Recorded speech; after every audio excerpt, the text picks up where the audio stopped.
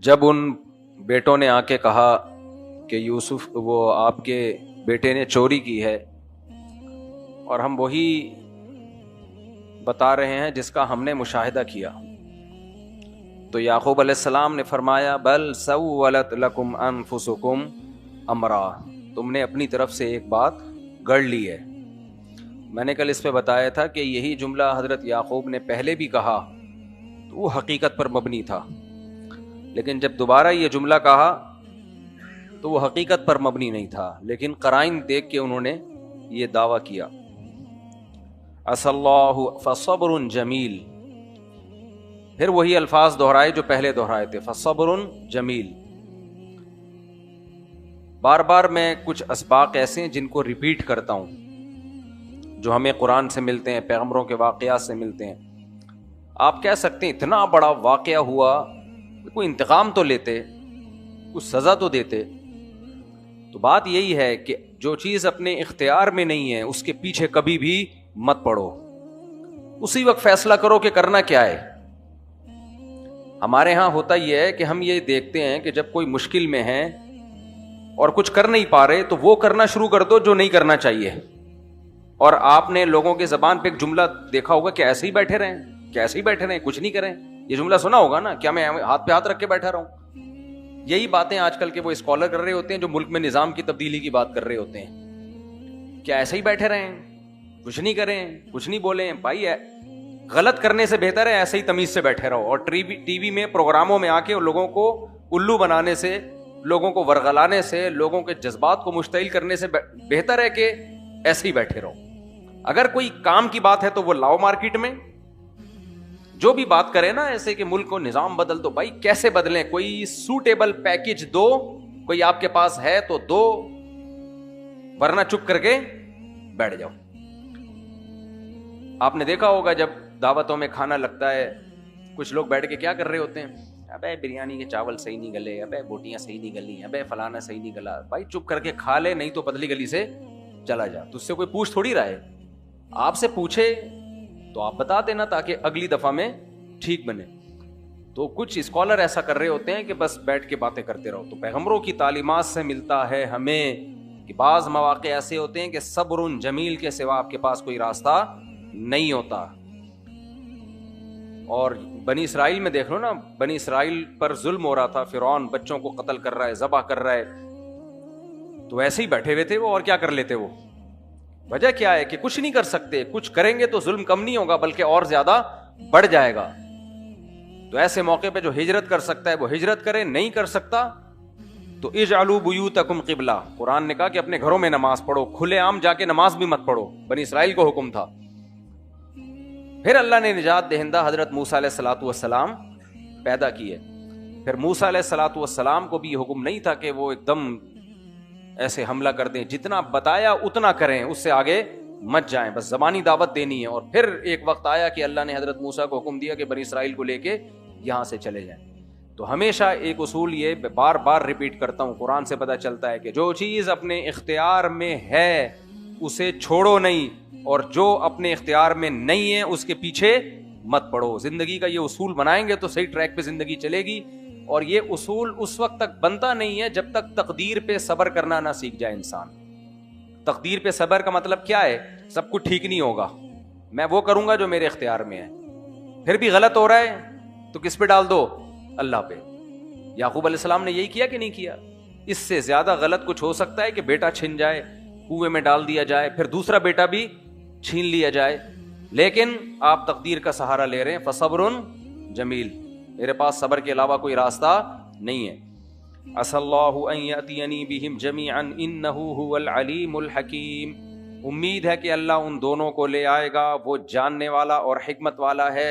یہ جملہ بھی تسلی کا ہے، اس سے پتہ چلتا ہے کہ کتنا ہی بڑا غم پہنچا ہو، انسان زبان سے بات تسلی والی کرے، اچھی بات زبان سے نکالے۔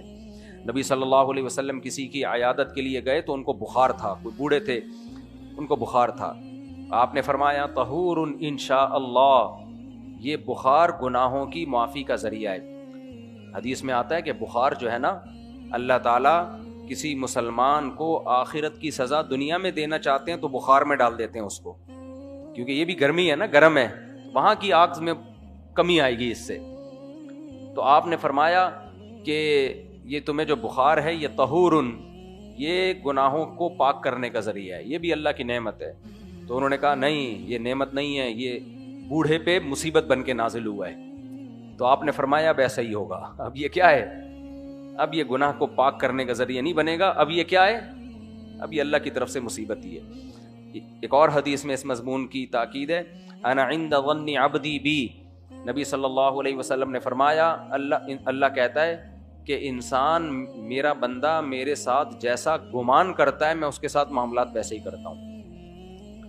کیا مطلب؟ آپ کو کوئی مشکل پہنچی، اگر آپ اچھا گمان رکھو کہ بھائی یہ تو سب کے ساتھ پہنچتی ہیں، کوئی حکمت ہوگی، اللہ مجھے اپنے قریب کرنا چاہتا ہے، یہ مجھ سے کوئی غلطی ہو گئی ہوگی، اللہ معاف کرنا چاہ رہا ہے، یا مجھے وہ ہے نا تندی باد مخالف سے نہ گھبرا اے شاہین، یہ تو چلتی ہے تجھے اونچا اڑانے کے لیے. اقبال نے کہا تھا کہ شاہین کو کہ یہ جو مخالف سم کی ہوا چلتی ہے نا، اس سے گھبرانا نہیں ہے. تو یہ جو ہے نا سب سے پہلے گھبرانا نہیں ہے، یہ جملہ سب سے پہلے علامہ اقبال نے کہا تھا. یہ بعد میں پھر مارکیٹ میں دوسری پیکنگ میں آیا ہے. پھر یہ اصل جو پروڈکٹ ہے یہ کس کی ہے؟ اس وقت سب تھکے ہوئے ہوتے ہیں نا، اس لیے میں تھوڑا سا بیچ میں چٹکلے کر رہا ہوتا ہوں. تو یہ اصل جو مینوفیکچرر ہے نا اس کے، وہ علامہ اقبال ہیں. تو پھر یہ مارکیٹ میں کسی اور پیکنگ میں کسی اور نام سے شائع ہوا ہے کہ سب سے پہلے آپ نے گھبرانا نہیں ہے. تو تندی باد مخالف سے نہ گھبرا اے شاہین، یعنی جو باد مخالف ہے، مخالف سم کی ہوا کی جو تیزی ہے نا، اے شاہین اے باز گھبرانا مت، یہ تو چلتی ہے تجھے اونچا اڑانے کے لیے. جتنی تیز ہوگی نا اتنی اڑان بھی تیری اونچی ہوگی. تو بعض دفعہ مشکلات انسان پہ اس لیے آ جاتی ہیں کہ اللہ اس کو بنانا چاہتا ہے، کچھ کام لینا چاہتا ہے بعض دفعہ اللہ تعالیٰ اس سے.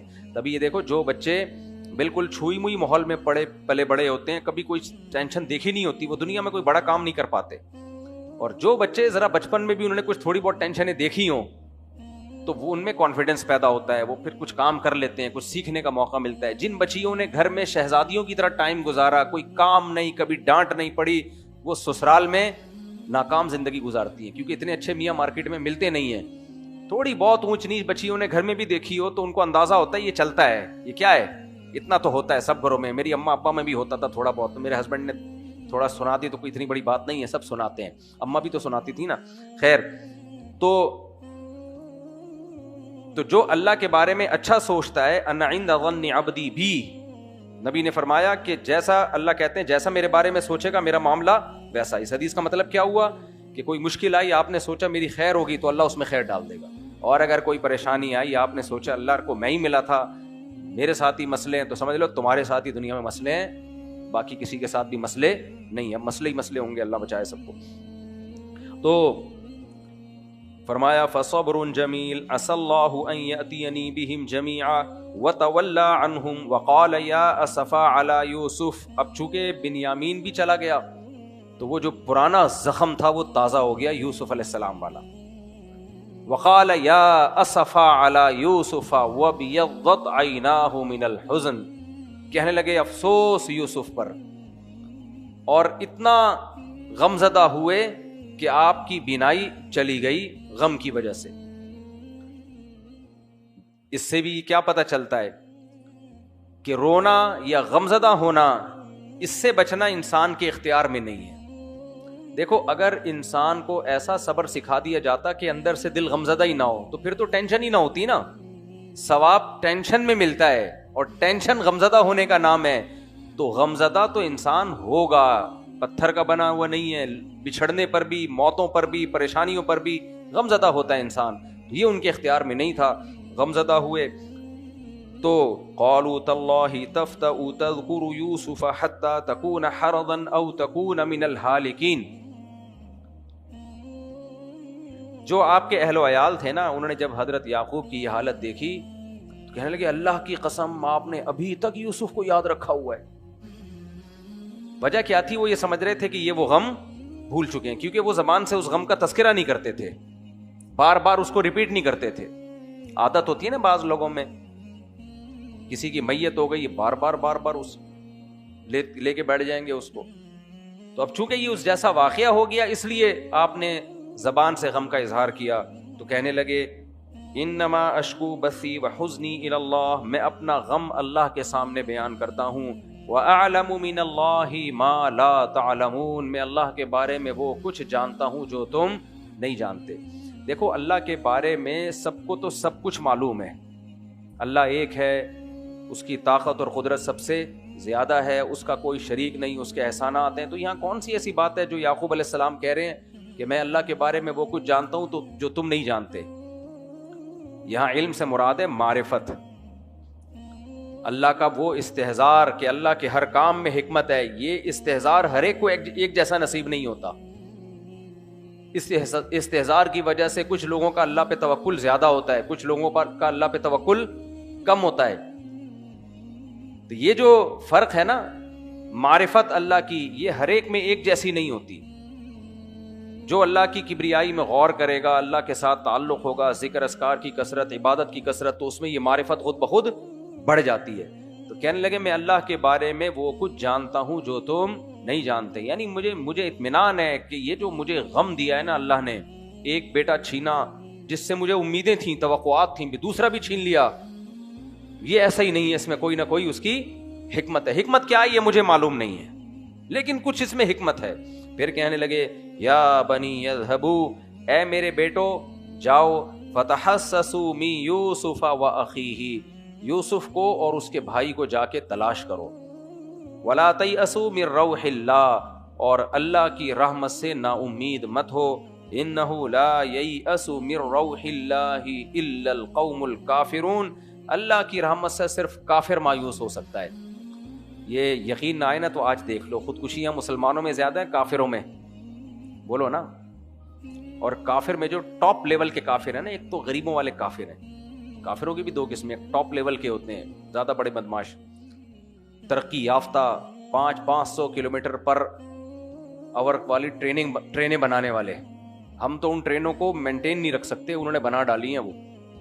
تو ہم جو ٹرینوں کو ہمیں جو ملی ہوئی ہیں نا ٹرینیں، پیدل آدمی زیادہ اچھا چل جاتا ہے، اگر آپ پیدل لاہور سفر کریں آرام سے پہنچ جائیں گے۔ تو انگریز کی جو چھوڑی ہوئی ٹرینیں تھیں ان کو نہیں بچا سکے ہم۔ لیکن آپ دیکھو ان ملکوں میں کیا کتنی ترقی ہے، لیکن خودکشیاں زیادہ ہیں۔ خودکشی کبھی وہ شخص کر سکتا ہے جس کی امید نا امیدی پہ غالب ہو، کبھی ایسا ممکن ہے بھائی؟ جسے امیدیں ہوں کہ ٹھیک ہو جائے گا، سب کچھ ٹھیک ہو جائے گا، ایسا آدمی کبھی خودکشی کرے گا؟ خودکشی وہی کرے گا جو مایوس ہوگا کہ اب کچھ بھی ٹھیک نہیں ہو سکتا۔ تو اس لیے بالکل صحیح کہا حضرت یعقوب علیہ السلام نے کہ اللہ کی رحمت سے مایوس کون ہوتا ہے؟ کافر مایوس ہوتے ہیں۔ تو یہ جو حضرت یعقوب علیہ السلام کو دوبارہ امید ہو گئی نا کہ دونوں بیٹے موجود ہیں اور جا کے تلاش کرو، پہلے نہیں کہا کہ جا کے تلاش کرو، اب کہنے تلاش کرو، تو عین ممکن ہے کہ ان کو یہ امید ہوئی ہو کہ جہاں انہوں نے پہلے بھائی کو یوسف کو کیا ہے وہیں بنیامین بھی ہوگا۔ اس لیے ان کو کہہ رہے، یہ نہیں کہہ رہے کہ تم نے گمایا ہے، بلکہ کہہ رہے جا کے تلاش کرو۔ اس سے فائدہ کیا ہوگا کہ ان کو اشارہ مل جائے گا کہ ہیں کہیں، وہ کہیں نہ کہیں زندہ ہیں، کہیں نہ کہیں زندہ ہیں، تو ابھی بھی کچھ امید ہے، تو جاؤ تلاش کرو اور اللہ کی رحمت سے نا امید مت ہو۔ فلما دخلوا علیہ، وہ کدھر تلاش کرتے بیچارے، ان کو تو یہ تھا کہ ہم نے تو پہلے اتنی کوشش کر لی، انہوں نے نہیں دی، اب کہاں سے دیں گے۔ فلما دخلوا علیہ، پھر اب آئے بیچارے قسم پرسی کی حالت میں دوبارہ یوسف علیہ السلام کے پاس، اور کہنے لگے یا ایھا العزیز، اے عزیز مصر، مسنا واہلنا الضر، ہمیں اور ہمارے گھر والوں کو بڑی مشکلات پہنچی ہے۔ ضر کا مطلب پریشانیاں، یعنی ایک تو قحط کی پریشانی، اس کے علاوہ بھی کچھ گھریلو پریشانیاں ہیں جو ہم آپ سے ڈسکس نہیں کر سکتے۔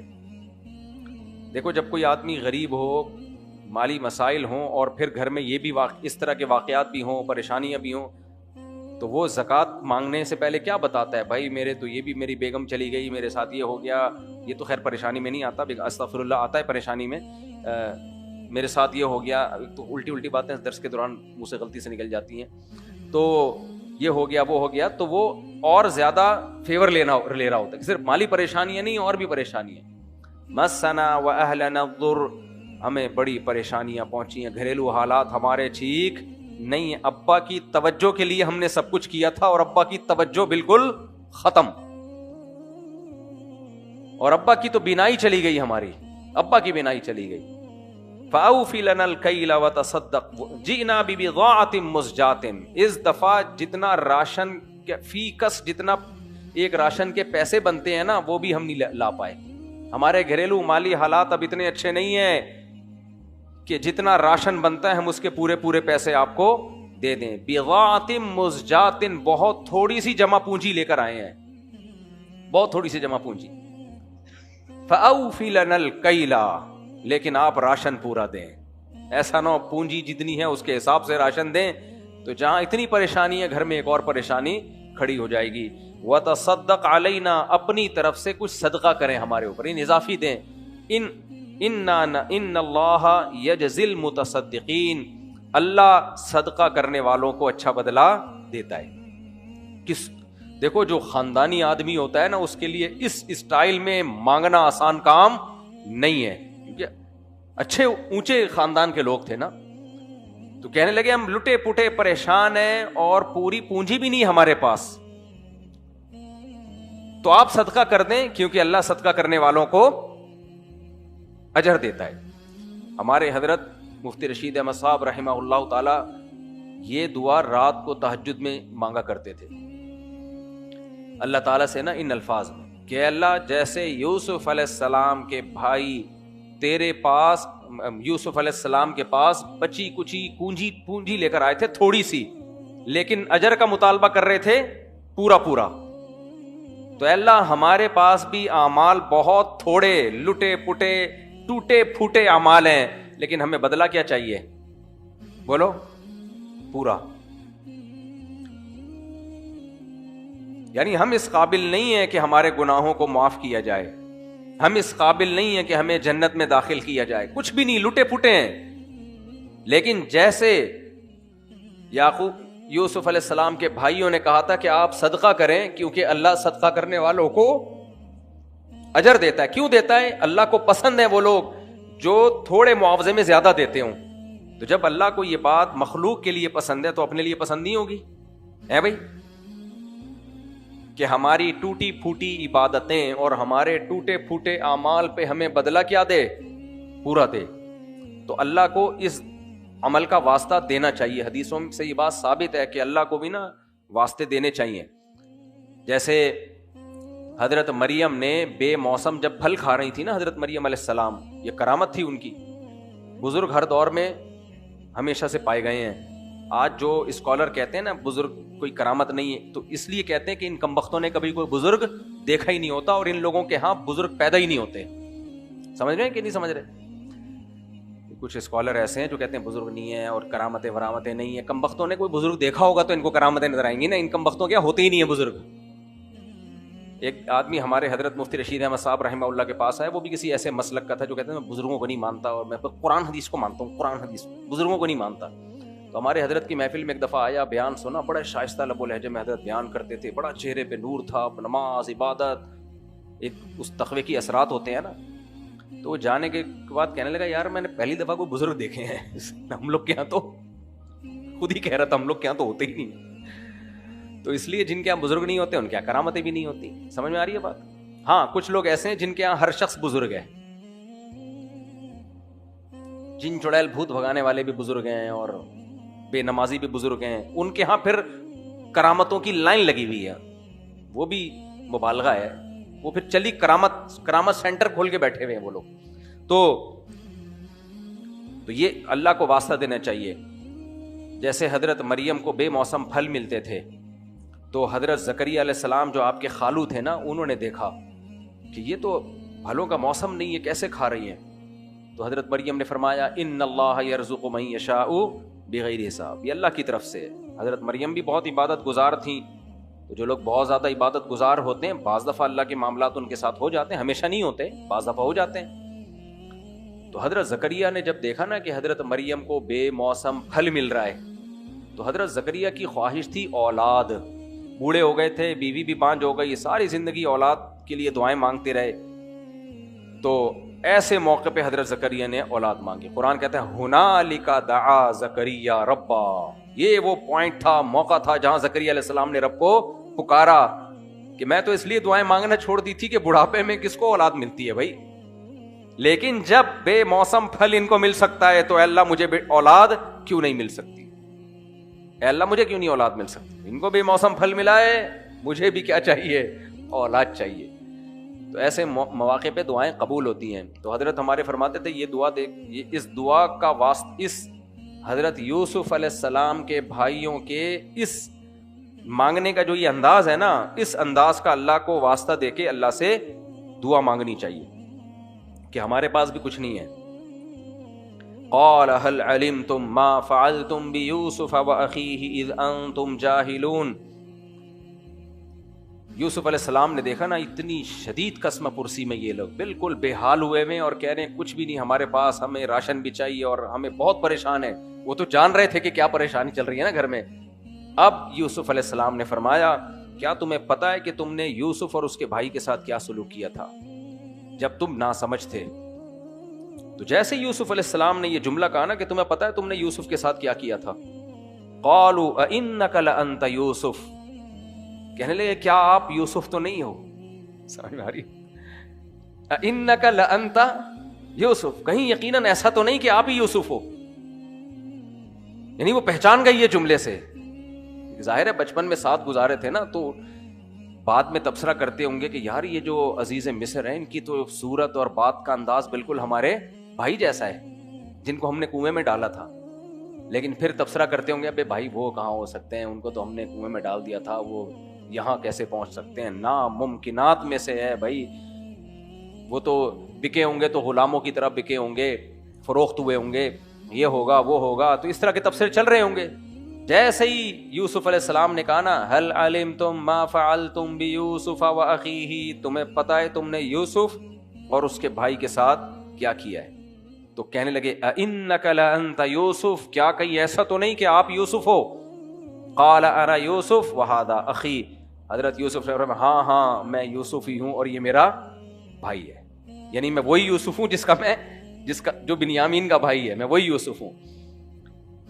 قالوا پھر کہنے لگے قد من اللہ علینا, اللہ نے ہم پر احسان کیا ہے. اس احسان کی نسبت کس کی طرف کر رہے ہیں, اللہ کی طرف. انہ, بات یہ ہے, من یتقی ویصبر.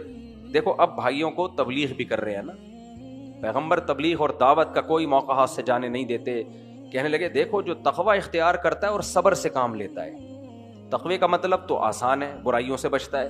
صبر کا مطلب کیا ہے, صبر کا مطلب یہ ہے وہی مطلب جو میں نے ابھی اتنی دیر سمجھایا ہے. دیکھو بے موقع صبر کی ہمیں اجازت نہیں ہے.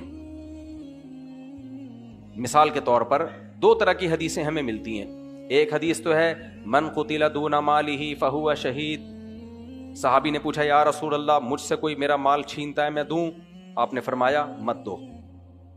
صحابی نے کہا وہ اگر لڑتا ہے تو میں لڑوں؟ فرمایا لڑو. کہا یا رسول اللہ وہ اگر قتل کر دے؟ فرمایا اس نے قتل کیا تو تم شہید, تم نے قتل کیا تو وہ جہنم میں. یہاں انتقام کی ترغیب, صبر کی ترغیب دی جا رہی ہے یا انتقام کی؟ بولتے کیوں نہیں ہو؟ انتقام کی. یہاں ہم نبی یہ کہہ سکتے تھے کہ کوئی تم سے تمہارا مال چھین رہا ہے, صبر کرو, ان اللہ مع الصابرین, اللہ کس کے ساتھ ہے.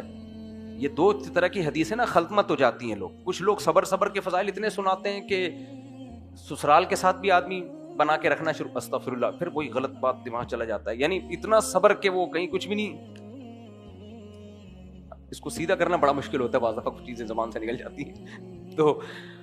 تو بے موقع صبر نہیں ہے, سسرال سے بنا کے رکھنی چاہیے. میں مذاق کر رہا تھا, اب یہ نہیں پتا چل رہا کہ وہ والا مذاق کر رہا تھا یا یہ والا مذاق. کنفیوژن میں ہی رہیں تو زیادہ اچھا ہے. تو بے موقع صبر, کچھ لوگ ترغیب دیتے ہیں صبر کی, تو یہی نہیں پتا کہ بھائی پھر یہ اس حدیث کا کیا مطلب ہے. ہر جگہ صبر, اگلا کھا جائے آپ کو, سوسائٹی میں فساد پھیلنا شروع ہو جائے. اور کچھ بہادر بننے کی ترغیب دیتے ہیں, وہی جو میں نے بھی مثال دی کہ آرام سے بیٹھے رہیں, دیکھتے رہیں. تو بھائی تو کیا کر سکتا ہے یار, تو جو کر سکتا ہے وہ کر, نہیں کر سکتا تو آرام سے بیٹھا رہے. غلط کرنے سے بہتر ہے کہ آرام سے بیٹھے رہو, یا پلاننگ کرو کہ کر کے آ سکتے ہیں, یہ پلاننگ میں ٹائم پاس کرو. رکشے کے پیچھے لکھا ہوتا ہے تپڑ ہے تو پاس کر ورنہ برداشت کر. یہ اسی لیے لکھا ہوتا ہے کہ جب تو نہیں گزر سکتا تو ہارن بجا بجا کے ٹینشن کیوں دے رہے, آرام سے پیچھے پیچھے آتا رہے. خیر, تو اس حدیث سے پتہ چلتا ہے کہ انتقام لینا چاہیے. ڈاکو آ رہا ہے یا اس طرح کی کوئی بھی حرکت ہو رہی ہے. اور قرآن میں دوسری جگہ پر آتا ہے وَلَمَنْ صَبَرَ وَغَفَرَ, جو معاف کر دے اور صبر کرے, فَإِنَّ ذَلِكَ مِنْ عَزْمِ الْأُمُورِ, یہ بڑے حوصلے کی بات ہے. یہ کس کی بات ہے؟ حوصلے. تو دیکھو دونوں کا موقع الگ الگ ہے. جب صبر میں فائدہ ہو, وَلَمَنْ صَبَرَ, یہ آیت پوری ہے, اس میں اصلاح کے الفاظ بھی ہیں کہ اصلاح کرے وہ. تو جب صبر میں سوسائٹی کی اصلاح ہو, انتقام لینے میں اصلاح نہ ہو, اپنا حق چھوڑنے میں اصلاح زیادہ ہو رہی ہے, لڑائی ختم ہو رہی ہے, جھگڑے ختم ہو رہے ہیں, صلح ہو رہی ہے, تو اپنے حق سے دستبردار ہو جانا چاہیے. اپنے حق سے, ابا کے ساتھ جھگڑا چل رہا ہے, ابا کہہ رہے ہیں کہ نہیں یہ ہے, اب آپ چھوڑ دو, آپ کا حق بنتا بھی ہے. 2 سموسوں پہ لڑائی ہو رہی ہے افطاری کے وقت, ابا کو 2 سموسوں کا شوق ہے, ایک آپ کا تھا ایک ابا کا تھا, ابا کو شوق ہے دونوں کھانے کا, چھوڑ دو جھگڑا یار, کس کو کھلا دو. بے شک آپ نے اپنے پیسوں سے, یہ سموسوں کو آپ کروڑوں پہ لے جاؤ نا, میں تو مثال سموسوں کی دے رہا ہوں, افطاری میں تو کروڑوں سے زیادہ حیثیت پکوڑوں کی ہوتی ہے, کروڑوں سے زیادہ ہے ویلیو کس کی ہوتی ہے؟ پکوڑوں کی. اس لیے مثال پکوڑوں کی اور سموسوں کی دے رہا ہوں میں. تو چھوڑ دو اپنا حق, باپ ہے یار, وہ ظالم بھی اچھا ہے, کوئی بات نہیں. لیکن اگر کوئی شخص ایسا کر رہا ہے کہ اس کا اگر اس کو چھوڑ دیا تو وہ آگے ظلم کرے گا, وہ کرتا چلا جا رہا ہے, ایسے ظالموں کو سوسائٹی میں سزا ملنی چاہیے, کیونکہ اس سے سوسائٹی خراب ہوتی ہے. اب ڈاکو کو سے انتقام کا حکم اس لیے دیا گیا ہے کہ اس کو چھوڑ دیا تو میرے بھائی وہ 10 لوگوں کی جیبیں کاٹے گا, 10 لوگوں کو قتل کرے گا. اس کو تو مارو لڑو, اپنا مال دے دیا, کل 10 کا اور جا کے مال خریدے گا وہ, مال لوٹے گا وہ. تبھی حدیث میں جو آتا ہے نا کہ زانی کو 4 آدمیوں نے دیکھا ہو زنا کرتے ہوئے, تو بہتر یہ کہ اس پہ پردہ ڈال دیں. لیکن شریعت نے اختیار بھی دیا ہے کہ جا کے حکومت کو بتا بھی سکتے ہو. تو یہ اختیار کیوں دیا ہے؟ اختیار اس لیے دیا ہے کہ یہ وہ خود فیصلہ کریں گے کہ سوسائٹی میں اگر زنا بہت بڑھ رہا ہے کہ ہم نے اگر سزا نہ دلوائی تو لوگ کرتے چلے جائیں گے, تو افضل یہ کہ جا کے حکومت کو بتائیں تاکہ سزا ملے اور یہ سوسائٹی میں جرم ختم ہو. لیکن اگر ایسا نہیں ہو رہا ہے تو افضل کیا ہے, اس کے جرم پہ پردہ ڈال دیا جائے. تو جہاں معاف کرنے میں اصلاح ہوگی وہاں معاف کرنا بہتر ہے, جہاں اصلاح نہیں ہو رہی وہاں معاف کرنا بہتر نہیں ہے. پھر یہ آیتیں وَمَن يَتَّقِ وَيَصْبِرْ, حضرت یوسف علیہ السلام نے کہا کہ جو تقوی اختیار کرے گا اور جو صبر کرے گا تو اللہ تعالیٰ کیا کریں گے؟ إِنَّهُ مَن يَتَّقِ وَيَصْبِرْ فَإِنَّ اللَّهَ لَا يُضِيعُ أَجْرَ الْمُحْسِنِينَ, تو اللہ تعالیٰ اچھے سلوک کرنے والوں کا اجر ضائع نہیں کرتا, جو بھی تقوی اور صبر والی زندگی اختیار کرے گا. تو انہوں نے صبر کیا تھا یوسف علیہ السلام اور ان کے بھائی نے. تو بھائی کیا کہنے لگے؟ تاللہ لقد آثرک اللہ علینا, اللہ کی قسم اللہ نے آپ کو ہم پہ ترجیح دی ہے. نیچا دکھانے کی کوشش کر رہے تھے حسد کی وجہ سے کہ ان کو ہم کم تر کر دیں, الزامات چوری کے, اور انہوں نے چوری کی تو ان کے بھائی نے بھی معاذ اللہ چوری کی تھی, لیکن فائدہ ہوا کچھ؟ گواہی دینے لگے. جس سے انسان کو حسد ہونا, اس کی تعریف مشکل سے منہ سے نکلتی ہے, اور قسم اٹھا کے تو بہت مشکل ہے کہ تعریف کرو آپ. یہ ایسے جیسے سوکن کے بارے میں تعریف کرے, اللہ کی قسم وہ مجھ سے زیادہ خوبصورت بھی ہے اور مجھ سے زیادہ نیک بھی ہے. یہ ہو سکتا ہے کیا؟ قسم بھی اٹھائے, نہیں ہوتا, ہونا بھی نہیں چاہیے. تو جس سے انسان کو حسد ہونا نہیں ہو سکتا یہ. لیکن یہاں بھائیوں نے بزبان حال کہا, کیونکہ مجبور ہو گئے تھے کہ اس سے زیادہ کسی کی فضیلت کی کیا چیز ہو سکتی ہے. ہتھیار ڈال دو, مان لو کہ اللہ نے ان کو فضیلت دی ہے. تاللہ لقد آثرک اللہ علینا, اللہ کی قسم اللہ نے آپ کو ہم پہ فضیلت دی ہے. وَإِن كُنَّا لَخَاطِئِينَ, اور یقیناً ہم ہی غلط تھے. علماء نے لکھا ہے حقیقت بھی یہی ہے کہ جس سے انسان کو حسد ہو نا, حسد ختم کرنے کا ایک طریقہ یہ ہے کہ تقدیر پہ راضی ہو جاؤ. بعض دفعہ آپ کے کسی دوست کے پاس پیسہ زیادہ آ رہا ہے, حالانکہ محنت آپ زیادہ کر رہے ہو, عزت اس کی زیادہ ہو رہی ہے, حالانکہ عزت کے کام آپ زیادہ کر رہے ہو, اور وہ سارے بےزتی کے کام کر رہا ہے, پھر بھی عزت اس کی زیادہ ہو رہی ہے.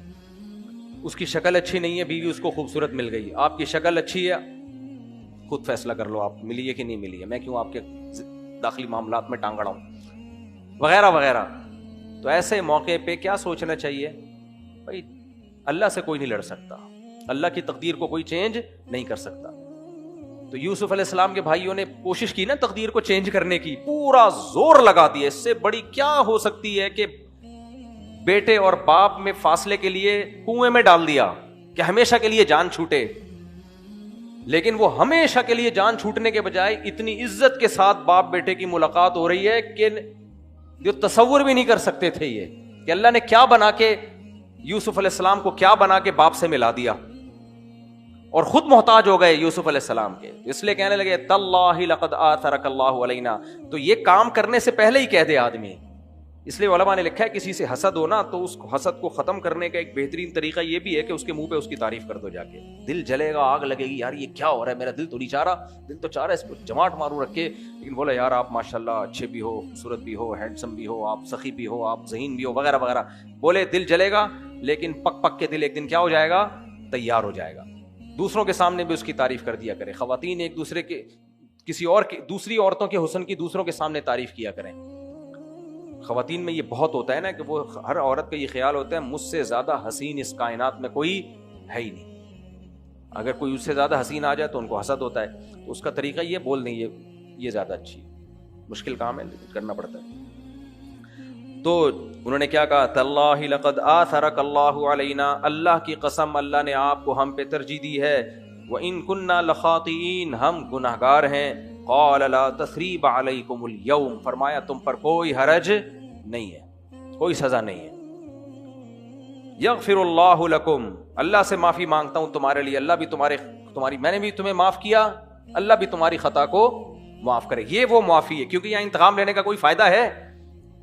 بھائی بھائیوں سے انتقام لیں گے تو کیا سوسائٹی, کچھ بھی نہیں ہوگا. لوگ بولیں گے بھائی آپس میں لڑ رہے ہیں. بلکہ معاف کرنے میں کیا ہے فائدہ, کیونکہ ان کو اپنی غلطی کا احساس ہو گیا ہے. کہنے لگے نبی صلی اللہ علیہ وسلم نے جب مکہ فتح کیا نا تو مشرکین بھی اسی طرح سے آئے تھے آپ کے پاس. تو آپ نے فرمایا میں تمہارے لیے وہی الفاظ کہوں گا جو یوسف علیہ السلام نے اپنے بھائیوں کے لیے کہے تھے, لا تثریب علیکم اليوم, کوئی تم پر حرج نہیں ہے, معاف سب.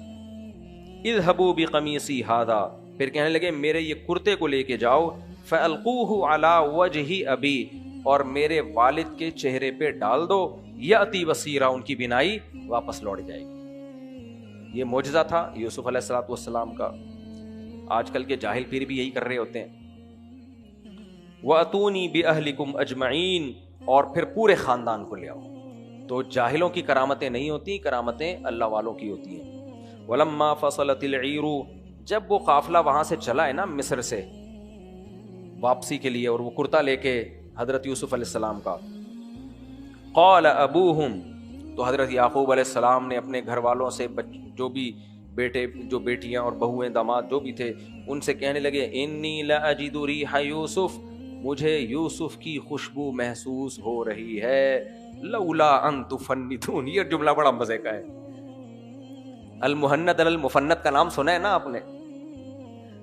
مفند کسے کہتے ہیں؟ فند یفند تفنیدن. عربی میں جو باب تفعیل ہے نا وہ نسبت کے لیے بھی آتا ہے. دیکھو ایک لفظ ہے فسق, اس کا معنی فاسق کو فسق کہتے ہیں, فسق یعنی برائی. اور آسان مثال دیتا ہوں, ایک لفظ ہے کفر. کفر کسے کہتے ہیں؟ کافر. جو کافر ہو اس کے اندر کفر ہوتا ہے. ایک لفظ ہے تکفیر, کسی کو کافر قرار دینا, ہے کہ نہیں ہے؟ کہتے ہیں نا تکفیر مسلم کفر ہے, یعنی کسی مسلمان کو کافر. یعنی باب تفعیل میں جب کوئی لفظ جاتا ہے تو بعض دفعہ اس کے معنی قرار دینے کے بھی آ جاتے ہیں. تکفیر یعنی کافر قرار دینا. تو تفنید کسی کو سٹھیایا با قرار دے دینا بڑھاپے کی وجہ سے. نہیں آئی بات سمجھ میں؟ یعنی کسی جو بوڑھا ہو گیا ہو نا اور الٹی الٹی باتیں کر رہا ہو, تو ہم اس کو یہ قرار دے دیتے ہیں کہ بڑھاپے کی وجہ سے یہ سٹھیا گیا ہے, ہم نے اس کو قرار دے دیا کہ ایسا ہو گیا ہے. تو یعقوب علیہ السلام نے کہا لولا ان تفندون, یہی باب تفعیل. اگر تم یہ نہ کہو نا کہ ہمارے ابا بوڑھے ہو گئے ہیں, اب یہ بوڑھے ہونے کی وجہ سے الٹی الٹی باتیں کر رہے ہیں, یہ نہ کہو تو میں تمہیں ایک بات بتاؤں, مجھے یوسف کی خوشبو محسوس ہو رہی. ان کو یہ خطرہ تھا کہ ہمارے بچے کہیں گے کہ ابا بوڑھاپے میں کیا ہو گئے ہیں, وہ عجیب عجیب سی باتیں انہوں نے شروع کر دی. تو کہنے جیسے ہم پہلے کہانیاں پڑھتے تھے نا, تو بادشاہ سلامت سے کہا جان کی امان پاؤں تو عرض کروں, یہ جملہ بہت سنا ہوگا, بادشاہ سلامت جان کی امان پاؤں تو عرض کروں. تو وہاں بھی انہوں نے کہا اگر یہ گارنٹی دو کہ تم مجھے یہ نہیں کہو گے تو میں تم سے ایک بات کہوں کہ مجھے یوسف کی خوشبو محسوس ہو رہی ہے. قالوا تاللہ انک لفی ضلالک القدیم. بچوں نے یہ تو نہیں کہا ابا کے احترام میں کہ ابا آپ بڑھاپے کی وجہ سے ایسی باتیں کر رہے ہیں, کیونکہ والد کے لیے یہ جملہ استعمال کرنا غلط ہے. لیکن انہوں نے اتنی بات کہی, تاللہ انک لفی ضلالک القدیم, اللہ کی قسم آپ تک ابھی تک اپنی پرانی غلطی میں ہی ہے. یوسف کو آپ بھولے نہیں ہیں. قسم اٹھا کے کہا کیا ہے بہرحال یہ غلطی, ہم یہ تو نہیں کہہ رہے جو آپ اپنے بارے میں الفاظ ہماری طرف منسوب کر رہے ہیں, لیکن اتنی بات ضرور ہے کہ آپ ابھی تک پرانی غلطی میں پڑے ہوئے. فلما ان جاء البشیر, پہلے قافلے بھی مہینے لگ جاتے تھے پہنچنے میں, کتنے مہینے لگے ہوں گے. بہرحال جب وہ قافلہ پہنچا ہے, فلما ان جاء البشیر, جب خوشخبری دینے والا آیا, اس کا مطلب قافلہ بھی نہیں پہنچا تھا. عرب میں عادت تھی کہ جب کوئی خوشخبری کی بات ہوتی تھی کوئی بہت بڑی, تو گھوڑے پہ, تیز رفتار گھوڑے پہ کسی کو بٹھا کے پہلے بھیج دیا کرتے. تو عرب نہیں تھے لیکن رواج ہمیشہ سے یہ رہا ہے. تو قافلہ تو آتا رہا, خوشخبری دینے والا تیز رفتار گھوڑے پہ پہلے پہنچ گیا اور کہنے لگا, القاہ علی وجہی, اور کرتے کو لے جا کے آپ کے چہرے پہ ڈالا. فرتد بصیرا, آپ کی نگاہیں لوٹ آئیں. اس وقت یعقوب علیہ السلام نے فرمایا, الم اقل لکم, میں نے تم سے کہا نہیں تھا, انی اعلم من اللہ ما لا تعلمون, میں اللہ کے بارے میں وہ کچھ جانتا ہوں جو تم نہیں جانتے. ہر کام میں اس کے کوئی حکمت ہوتی ہے. وہ سارے بیٹے آ گئے پھر, یا ابا نستغفر لنا, اے ہمارے ابا آپ اللہ سے ہمارے لیے معافی مانگیں, ذنوبنا, ہمارے گناہوں کی, انا کننا خاطئین, ہم واقعی بڑے گناہگار تھے. قال سوف استغفر لکم ربی, کہنے لگے عنقریب میں تمہارے لیے اپنے رب سے معافی مانگوں گا. علماء نے لکھا ہے کہ شاید ان کا ارادہ تھا تہجد میں اٹھ کے دعا مانگنے کا, کیونکہ اس وقت دعائیں زیادہ قبول ہوتی ہیں, اس لیے انہوں نے کہا عنقریب. انہ هو الغفور الرحیم, بے شک وہ معاف کرنے والا اور رحم کرنے والا ہے. فلما دخلوا علی یوسف, پھر پورا قافلہ, مولانا عبد الماجد دریا آبادی وہ بھی یعقوب علیہ السلام کی اولاد میں ایک بہت بڑے مفسر گزرے, انہوں نے اپنی پوری نسب بیان کیا یعقوب علیہ السلام تک, پورا نسب. مولانا عبد الماجد دریا آبادی رحمۃ اللہ علیہ, ان کی تفسیر بھی ہے, اردو میں اچھی تفسیر ہے, انگلش کے بھی بڑے ماہر تھے وہ, اور ان کی اردو کی تفسیر کی خاصیت یہ ہے کہ انہوں نے آسمانی کتابوں کا بھی بڑا مطالعہ کیا ہوا ہے, اور ہسٹری کو بھی بہت, تو گوروں کے ریفرنس بھی وہ ڈالتے رہتے ہیں اس میں انگریزی میں نا, کہ فلانا نے اس کے بارے میں یہ لکھا, فلانے انگریز نے اس کے بارے میں یہ لکھا. تو بڑی زبردست سی تفسیر ہے ان کی, لیکن اردو گاڑی ہے, پرانے زمانے کی ہے, اس زمانے میں انگلش میں بہت ماہر تھے وہ. تو قرآن کی جن آیتوں کی انگریزوں نے تعریف کی ہے نا, وہ انگریزوں کے کمنٹس بھی ہیں اس کے بارے میں, انہوں نے ڈالے ہوئے ان کی کتابوں سے لے کے, کہ کچھ آیتیں ہیں گوروں نے بھی تعریف کی ہے کہ یہ جو احکام ہے یہ بڑے, یعنی بہت ہی ہائی لیول کے احکام دیے ہیں قرآن نے. سوسائٹی, یعنی جس سوسائٹی میں یہ نافذ ہوں گے وہ بہت اونچی سوسائٹی ہوگی. تو انہوں نے لکھا ہے کہ 90 کے قریب افراد تھے جو یعقوب علیہ السلام کے خاندان کے افراد کہاں جا رہے تھے, یہ ہجرت کر کے مصر. وہی بات ہے نا, وہی فیملی پلاننگ, 2 بچے ہی اچھے. اگر وہی 2 بچے 1 بیوی, نہ یعقوب علیہ السلام کو یوسف علیہ السلام ملتے, نہ یہ واقعات ہوتے. ہمارے نانا سے جب کوئی پوچھتا تھا, 99 سال پہ فوت ہوئے, اللہ ان کی مغفرت فرمائے, بھائی جی کہتے تھے لوگ ان کو, ہمارے نانا کو نا, تو کہتے تھے بھائی جی گھر میں خیریت ہے؟ کہتے تھے خیریت کم بختوں کے ہاں ہوتی ہے, جن کم بختوں کے ہاں کوئی آل اولاد ہوتی نہیں ہے, نہ بیٹے نہ بہویں نہ داماد, 1 آدھ بچہ, تو خیریت ہی خیریت ہے.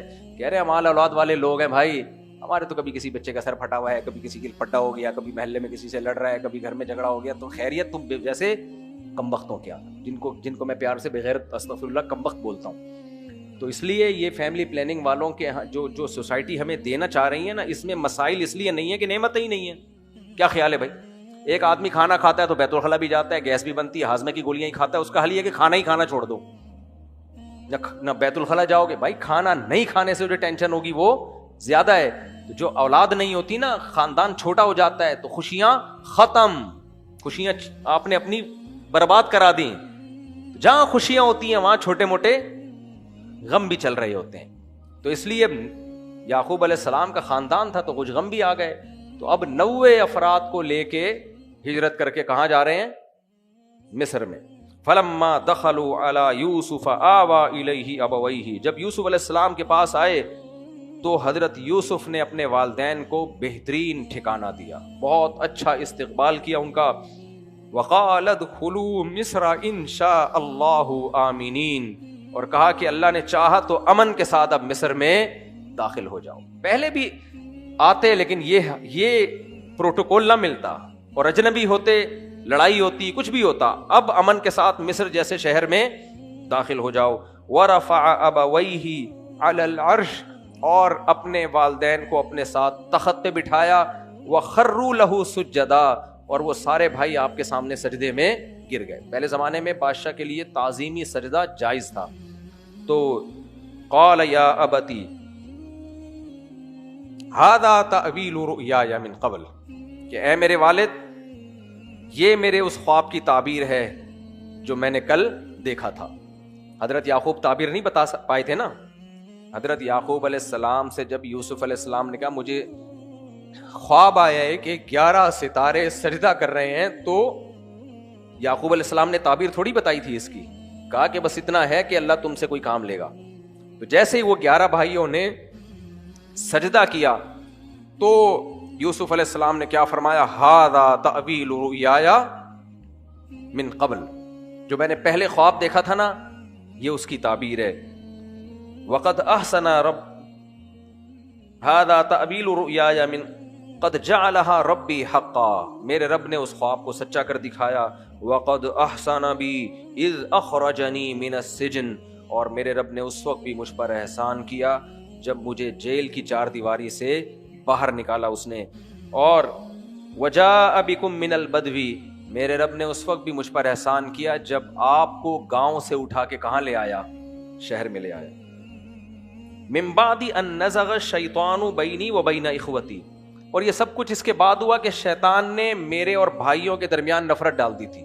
ایک ایک جملہ پیغمبر کی زبان سے نکلا ہوا سلیکٹڈ ہے, اور اس میں اسباق ہیں. کتنے واقعات بیان کیے یعقوب علیہ السلام نے. ایک, اللہ نے خواب کو سچا کر کے دکھا دیا, ہو گیا کہ نہیں ہو گیا. دوسرا واقعہ بیان کیا, اخرجنی من السجن, میرے رب نے مجھے جیل سے نکالا. تیسرا بیان کیا, آپ کو گاؤں کی زندگی سے اٹھا کے شہر کی زندگی دی, اور اس میں ایک اور نعمت چھپی ہوئی ہے کہ آپ کو مجھ سے ملا بھی دیا, پورے خاندان کو ملا دیا مجھ سے. اور ایک کام اس میں منفی بھی ہوا. یہ سارے کام اچھے ہوئے ہیں نا, ایک منفی کام ہوا کہ بھائیوں نے مجھ سے نفرت کی. میں سمجھا پا رہا ہوں, نہیں سمجھ میں آیا میرا خیال. دیکھو کام یہاں, ہاں جو کہنا آ رہے ہیں, کام یہاں بہت سارے ہوئے ہیں. کچھ نعمت والے کام ہوئے, کچھ آزمائشوں والے کام ہوئے. سب سے پہلے آزمائش والا کام کیا ہوا تھا. دیکھو جب بھی کوئی ایسی ٹینشنوں کے بعد کسی سے ملتا ہے تو اپنے غموں کی ایک پوری فہرست لے کے بیٹھا ہوا ہوتا ہے. ابا آپ کو کیا بتائیں میرے ساتھ ہوا کیا. یہ تو ابھی آپ دیکھ رہے ہو مجھے اس کنڈیشن میں بادشاہ بنا ہوا ہوں, لیکن یہ میں یہاں تک ایسے ہی نہیں پہنچ گیا. آج کل موٹیویشنل اسپیکر ہوتے ہیں نا, اسٹرگل, اس کے پیچھے کیا ہے پھینک رہے ہوتے ہیں لمبی لمبی اسٹرگل. ابا یہ ایسے ہی نہیں پہنچ گیا, میرے ساتھ جو گزری ہے نا خدا کی قسم میں ہی جانتا ہوں. یہ مجھے لے گئے تھے وہاں جنگل میں گھمانے پھرانے کے بہانے, اور میرے ہاتھ پاؤں باندھ کے ان کمبختوں نے مجھے کہاں ڈال دیا. ابھی یہ بنے ہوئے بیٹھے ہوئے اتنے شریف تمیز سے, یہ سب پیسے کا چکر ہے. ابھی چونکہ میں بادشاہ بن گیا نا اور مجھے عہدہ مل گیا پیسے, اب یہ اتنے توبہ استغفار میں بھی لگے ہوئے ہیں اور آپ سے بھی دعائیں کروا رہے ہیں. یہ ہیں کس, ان کے دل میں کیا ہے اور ان کی اوقات کیا ہے, یہ میں آج آپ کو بتاؤں گا. جو انہوں نے میرے ساتھ کیا ہے, کیا خیال ہے. ہم لوگ ہوتے تو یہی کرتے کہ نہیں کرتے. ہم لوگ ہوتے تو یہی کرتے. جو انہوں نے ہمارے ساتھ کیا ہے ابا میں بتاؤں گا آپ کو. اور کنویں میں میرا تو سانس گھٹ رہا تھا, وہ تو اتفاق سے کوئی قافلہ آ گیا, اور پھر جو مجھے بیچا انہوں نے بازاروں میں, سوچو میرے دل پہ آرے چل رہے تھے کہ نہیں چل رہے تھے. پھر ابا بھی روتے بیٹے سے چمٹ کے, بیٹا بھی ابا سے چمٹ کے روتا, یار یہ ہائے ہائے ہائے بہت غلط ہو گیا, یہ ہو گیا وہ ہو گیا. پھر ایک پروگرام ہوتا غم منانے کا, مرثیے ہوتے معاذ اللہ, نقل کفر وغیرہ وغیرہ. پھر ابا مجھے مصر کے بازاروں میں فروخت, وہ تو اتفاق سے میں بادشاہ کے محل میں چلا گیا, ورنہ تو حسن اتفاق کہیے بس اس کو آپ. اور پھر وہاں میں نے اتنی شرافت کے ساتھ زندگی گزاری, عزیز مصر کی بیوی نے الٹا مجھ پہ الزام لگا دیا, اور میں بچا اس جرم میں مجھے جیل میں ڈالا گیا ہے، یہ آزمائش، اور کتنے سال جیل میں پڑا رہا ہوں. ابا ایک دن رہ کے دکھاؤ نا. اور ان بھائیوں سے بولو تم ایک دن ذرا جیل میں رہ کے دکھاؤ. یہ سسرال میں ایک دن نہیں گزار سکتے جہاں ان کو چائے بھی ملتی ہے، کھانا بھی ملتا ہے. ان سے بولو نا، اب یہ بیٹھے ہوئے ہیں، استغفار کر لیں ہمارے لیے، توبہ کر لیں ہمارے لیے. ابا اور یوسف، آپ کو اللہ نے ہم پہ فضیلت دی، اب تو مانو گے نا فضیلت دی ہے، دیکھ لیا نا اپنی آنکھوں سے. اسٹائل بھی بناتے ہیں آج کل، یوٹیوب پہ کچھ آ رہے ہیں وہ بڑے اسٹائل سے بات کرتے ہیں، دلیل میں بھی زیرو ہیں، بالکل بیچارے فارغ ہیں. تو یہ سارا بنتا تھا کہ نہیں بنتا تھا؟ کیا خیال ہے بھائی؟ پھر کہتے ہیں کہ میں جیل چلا گیا. پھر مجھے کو امید ہوئی کہ ایک بندے کو میں نے خواب کی صحیح تعبیر بتائی ہے، میں نے اس کو بولا تھا کہ بادشاہ کے سامنے ذرا جا کے میرا ذکر کرنا. کم بخت وہ بھی ایسا بے غیرت نکلا، وہ بھی بھول گیا. یہ بھی ٹینشن میں نے برداشت کی. تو شکر ہے خودکشی نہیں کی میں نے. کوئی جاپانی ہوتا تو اپنے آپ کو مار چکا ہوتا اب تک. ہائے ابا یہ ہو گیا، ہائے ابا وہ ہو گیا، ہائے ابا. کچھ بھی نہیں، کچھ بھی نہیں.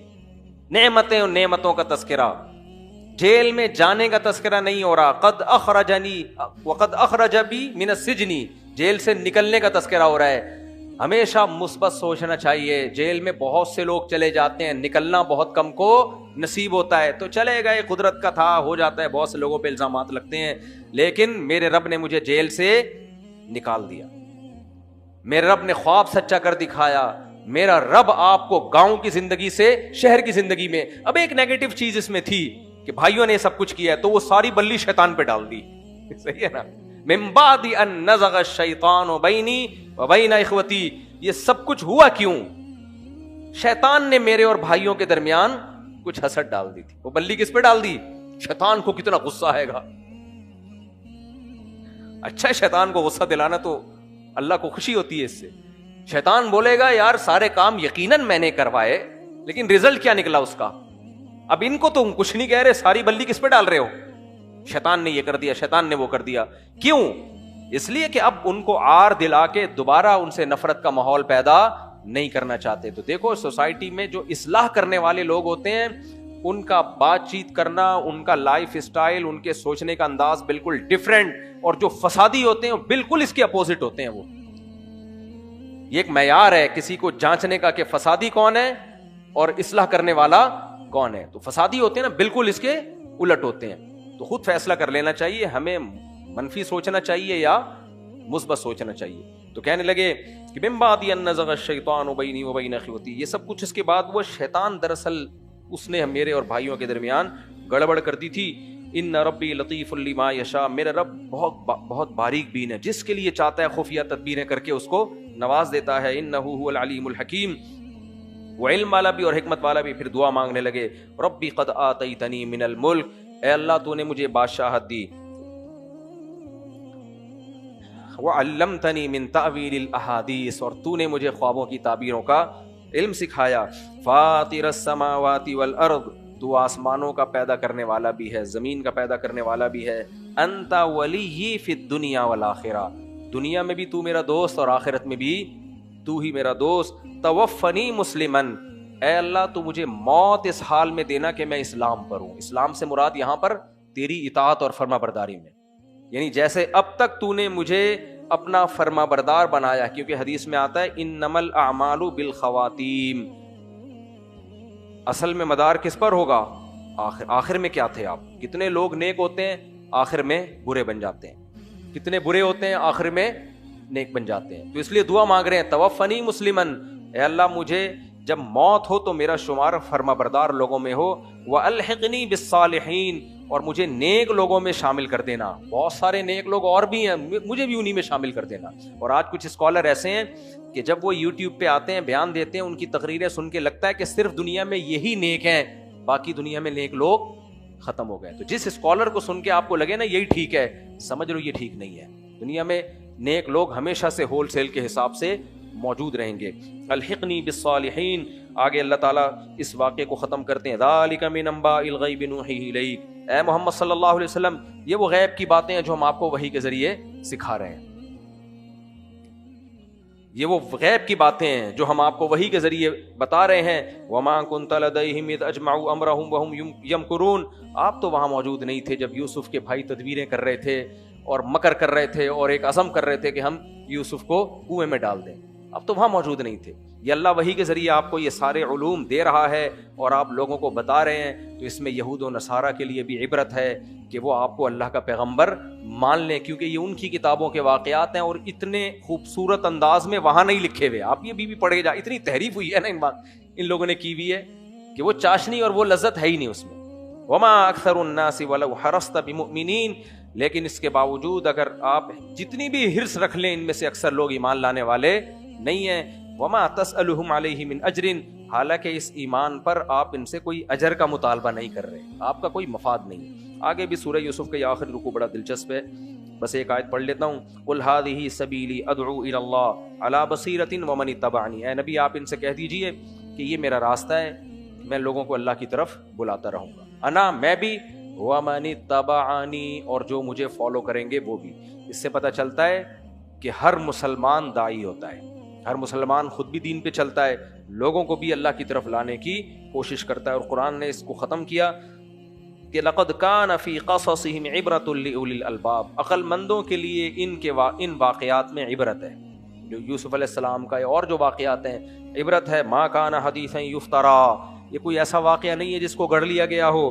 ولکن تصدیق الذی بین یدیہ، بلکہ یہ واقعہ تصدیق کر رہا ہے ان کتابوں کی جو قرآن سے پہلے ہیں، کیونکہ ان میں بھی یہ واقعات اسی طرح لکھے ہوئے ہیں. یہ بتا رہا ہے کہ وہ کتابیں بھی اللہ کی نازل کردہ کتابیں ہیں.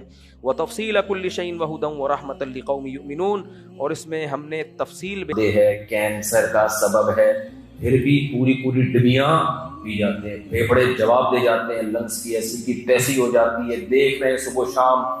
بلکہ کراچی میں کھمبوں پر ڈھانچوں کی تصویریں بنائی بھی ہوتی ہیں، دیکھا ہوگا نا آپ نے، کراچی میں کھمبوں پر ڈھانچوں کی تصویریں کہ اس کے قریب آئے تو ہو سکتا ہے ایسے ہو جاؤ، یعنی کرنٹ لگے گا اور ایسے نہ ہو جاؤ. پھر بھی لوگ قریب آ رہے ہوتے ہیں، ٹرائی کر رہے ہوتے ہیں.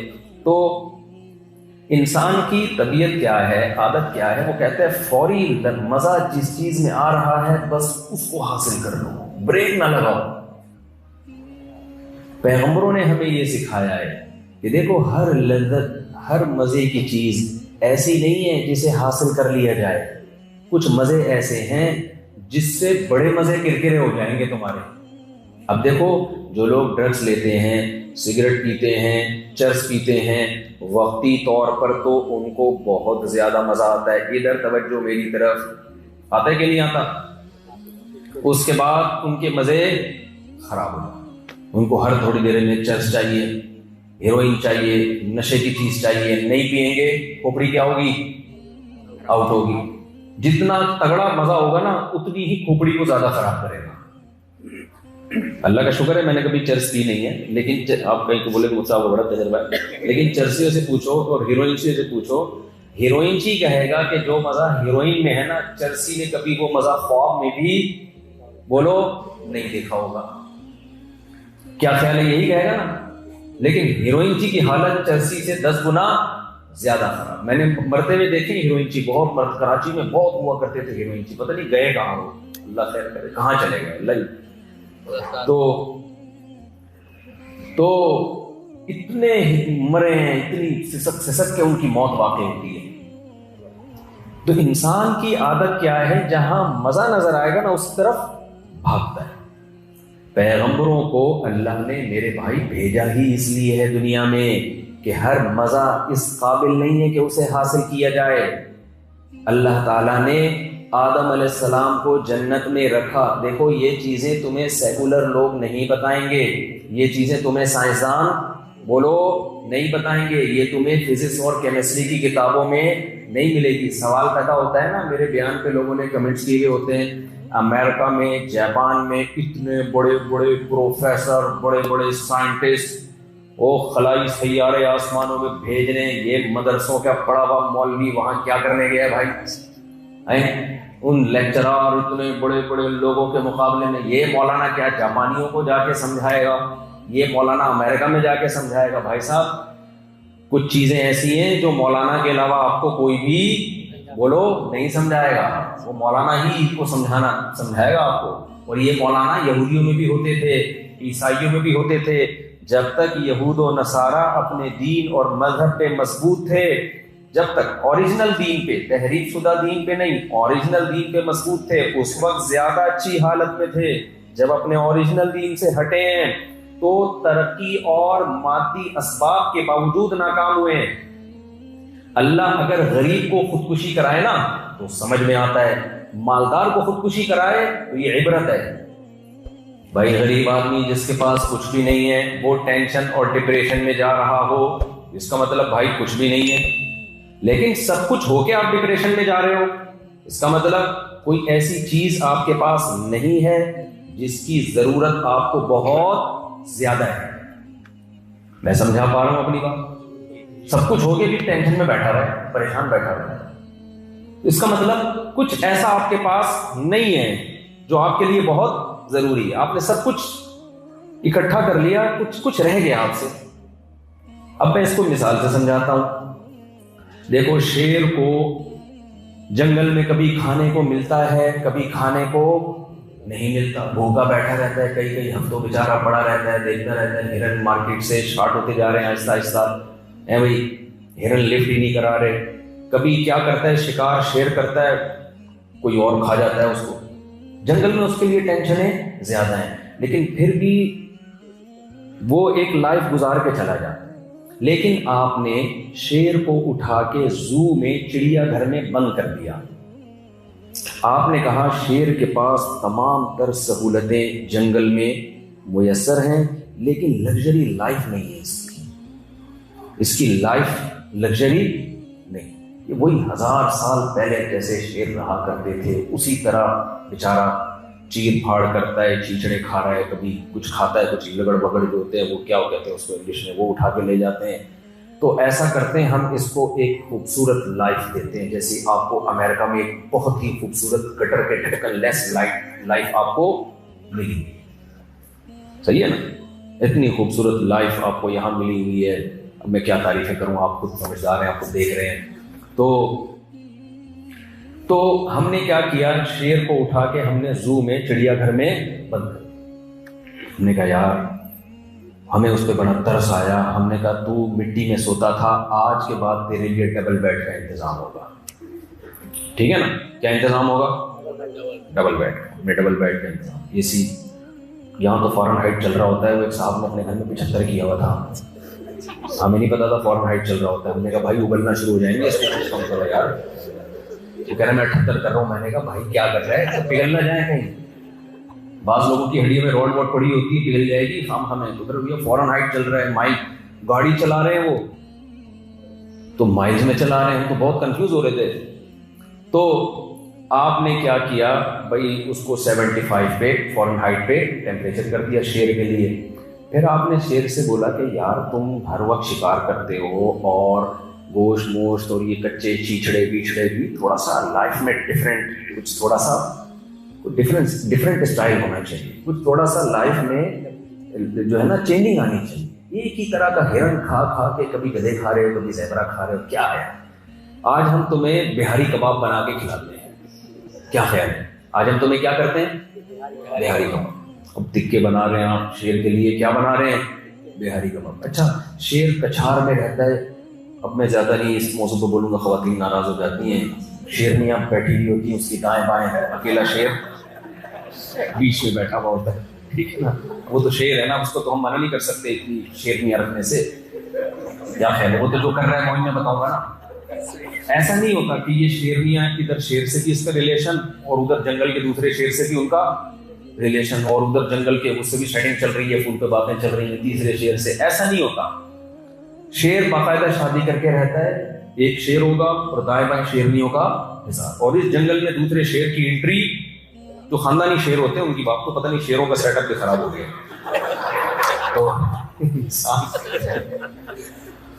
تو باقاعدہ ایسے جنگل میں اس طرح ہے. اچھا شیر کیا کرتا ہے؟ شیر میں کیا ہوتا ہے، یہ بھی چیز سیکھنے کی ہے. شیر کیا کرتا ہے؟ شکار شیرنی کرتی ہے. ہم نے دیکھا ہے ڈاکومنٹریز میں، شیر جو ہے نا، شیر وہ جب شیرنی کسی مشکل میں پھنس جائے گی تو آئے گا. ہم نے ایک ڈاکومنٹری میں دیکھا کہ اس میں کیا ہے کہ وہ جو ہوتے ہیں نا لکڑ مکڑ، ہائینا کہتے ہیں اس کو، کیا کہتے ہیں؟ ہائینا. بڑے عجیب سا گندی شکل کا جانور ہے. تو ہوا یہ کہ شیرنی کو چاروں طرف سے وہ جو لگڑ بگڑتے ہیں, ہم تو اردو میں ہی بولتے ہیں اس کو لگڑ بگڑ, لگتے وہ لگڑ بگڑ ہی ہیں, تو وہ انہوں نے گھیر لیا چاروں طرف سے نا. اب شیرنی مقابلہ, یہ اوریجنل ڈاکومنٹری ہے, یعنی جو گورے بناتے ہیں نا جا کے جنگلوں میں, تو اب گھیر لیا. تو شیرنی ٹینشن میں کہ یار ان سے میں کیسے لڑوں. اب وہ قریب آ رہے ہیں اس کو پہ حملہ کرنے کے لیے. اچھا شیر مستنڈا پڑا ہوا ہے, سو رہا ہے نا. میں آپ کو بتا رہا ہوں کہ نیچر کیا ہے شیر کی. شیر جو ہے نا وہ مستنڈا بن کے پڑا ہوا ہے, ایسے آرام سے سو رہا ہے. شیرنی دیکھ رہی ہے کہ بہت اٹھ, دشمن آ رہے ہیں, تیری بیوی کو کھانے کی کوشش کر رہے ہیں اے بھائی, اور تو مستنڈا بن کے پڑا. وہ دھاڑ رہی ہے, چیخ رہی ہے, اور یہ قریب ہوتے جا رہے ہیں. جب زیادہ چیخ و پکار ہوئی نا تو شیر بالکل ٹینشن نہیں لے رہا. شیر ہے ریلیکس. آر یو ریلیکسنگ, وہ سنا ہے آپ لوگوں نے؟ ایک صاحب گئے نا, بندہ لیٹا ہوا تھا دریا کے کنارے, آر یو ریلیکسنگ؟ اس نے کہا no I am Sanjeet Singh, I am not relaxing. اچھا خیر. تو اب جو شیر ہے اس نے کیا کیا, وہ بہت آرام سے ریلیکس. تو اب وہ ایک آنکھ کھلی اس نے, یعنی کم وقت اتنی بھی نہیں توفیق مل رہی. وہ کہہ رہے کہ جو کام ایک آنکھ سے ہو سکتا ہے اس کے لیے دوسری آنکھ کیوں. ایک آنکھ سے دیکھا کہ سچویشن ہے کیا, ایسے کھول کے نہ دیکھ رہے کہ یہ کیا چل رہا ہے مارکیٹ میں.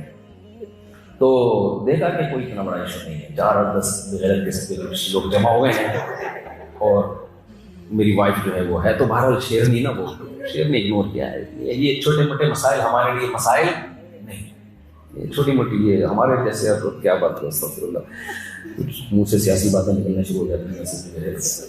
ہمارے چھوٹی موٹی کرپشن مسئلہ نہیں ہوتا ہم لوگ کیا. اچھا خیر. تو شیر نے جو ہے نا ایک آنکھ کھول کے دیکھا, ایک آنکھ کھول کے دیکھا کہ حالات کا جائزہ لیا, ایسے کر ٹھیک ہے کوئی اتنا بڑا مسئلہ نہیں, لڑ لیں گے. تو لیکن وہ نہیں لڑ پا رہی بیچاری. اب وہ قریب آتے جا رہے ہیں. ہوا کیا ہے, اچانک شیر نے چھلانگ ماری ہے, اور جا کے وہ جو لگڑ پگڑ تھا نا اس کو ایک رکھ کے تھماٹ لگایا, اور سارے چیختے ہوئے مار.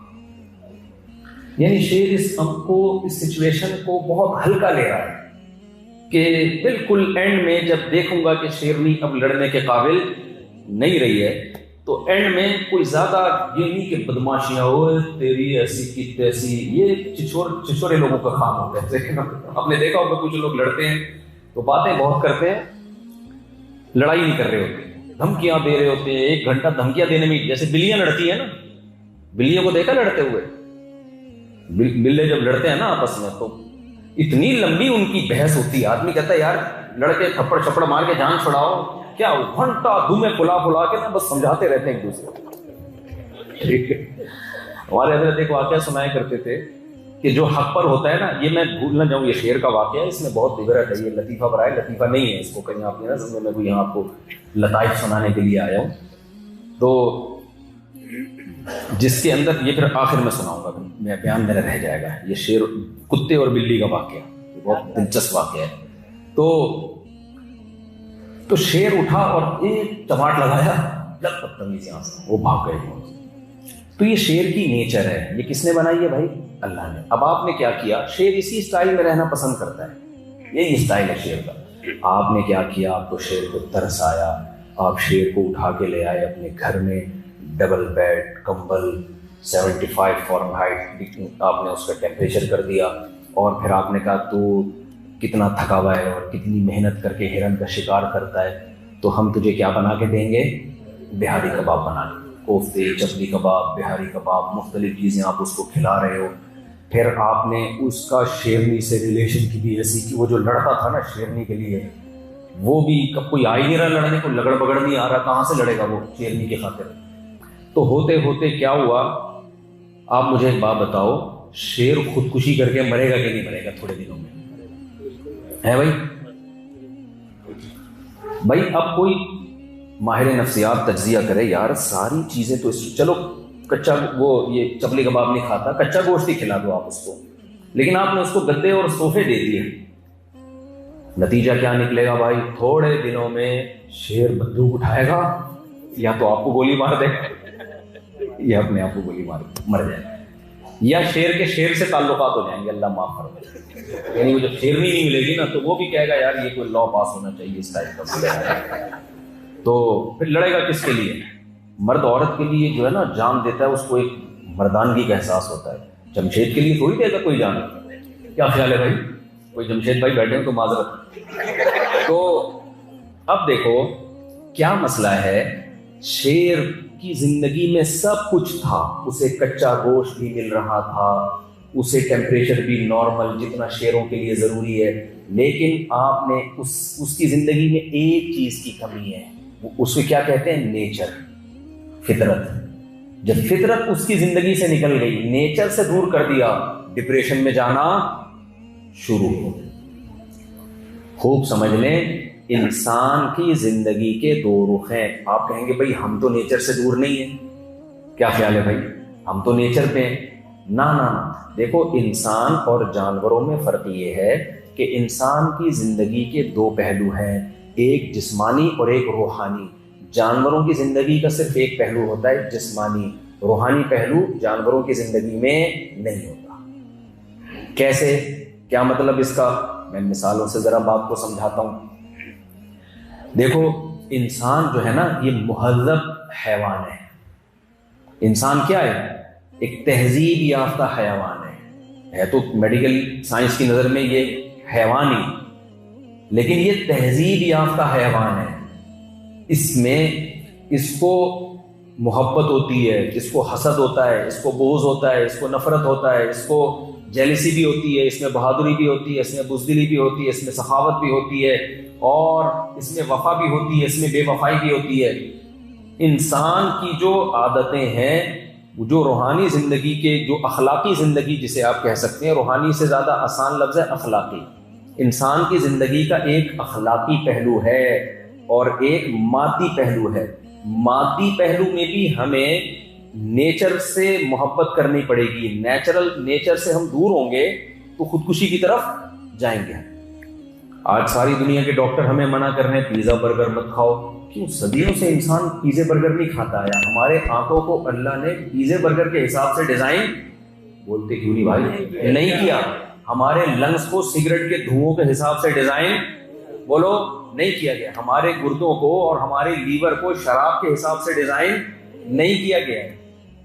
ہمارے معدے کو کولڈ ڈرنک کے حساب سے ڈیزائن پانی کے حساب سے بنایا گیا. اس پانی ایسے جائے گا، یوں جا کے ایسے نکل آئے گا. اب پانی کے علاوہ کچھ اور جا رہا ہے، اس میں ایسڈ جا رہا ہے، گردے پریشان ہوتے ہیں یہ آ کیا رہا ہے. تو سمجھ میں نہیں آ رہا تھا اس میں چینی کو کدھر کرنا ہے، پانی کو کدھر کرنا ہے، ایسڈ کو کدھر کرنا ہے. تو تھوڑے دن کے بعد سارا سیٹ اپ آؤٹ ہونا شروع ہو جاتا ہے. ہمیں اللہ نے میٹھا کھانے کا حکم دیا، نیچرل شہد ہے اور جو بہت ساری چیزیں فائبر کے ساتھ ہم سیب کھاتے ہیں. ہم نے ان کا ڈاکٹر کی بات، آپ سب مجھ سے زیادہ یہ باتیں سمجھتے ہیں. ہم نے جوس پینا شروع کر دیا، ڈائریکٹ شوگر جا رہی ہے تو کیا ہو رہا ہے؟ موٹاپا آ رہا ہے. ٹھیک ہے نا. اللہ میاں نے آٹا پیدا کیا تھا چوکر اور چھلکے کے ساتھ، ہم نے اس کو سب نکال کے اس کا میدا بنا کے، ربڑ بنا کے، میں تو کھاتا ہوں، اللہ مغفرت فرمائے میری بھی، صحیح ہے نا، وہ پھوڑ دیتے ہیں ہم لوگ. تو کیا 20 قسم کے مسائل ہیں یا نہیں؟ اس زمانے میں انسان کی ایج، جو لوگ صحت کا خیال نہیں کرتے جلدی مر جاتے ہیں. پہلے یاد ہے ہم بوڑھے لوگوں کو دیکھ لیا کرتے تھے، دادیاں نانیاں رہا کر، تو مارکیٹ سے دادی شارٹ ہوتی جا رہی ہے. اب دادی بننے سے پہلے فوت ہوتی جا رہی ہے، مارکیٹ سے شارٹ ہوتی جا رہی ہے. تو مادی زندگی میں جب آپ نیچر سے بغاوت کرو گے، ڈاکٹر کہتے ہیں نا دھوپ نہیں لے رہے لوگ، جس کی وجہ سے وائٹامن ڈی کی کمی ہو رہی ہے. بھائی دھوپ ہماری صحت کے لیے ضروری ہے. اللہ نے سورج پیدا کیا ہے اس لیے کہ یہ لگے دھوپ، اس لیے نہیں کہ ہم بچیں اس سے. گرمی سردی، تو ساری دنیا کے سارے ڈاکٹروں کا اتفاق ہے کہ بھئی نیچر کا کوئی آلٹرنیٹ بولو نہیں.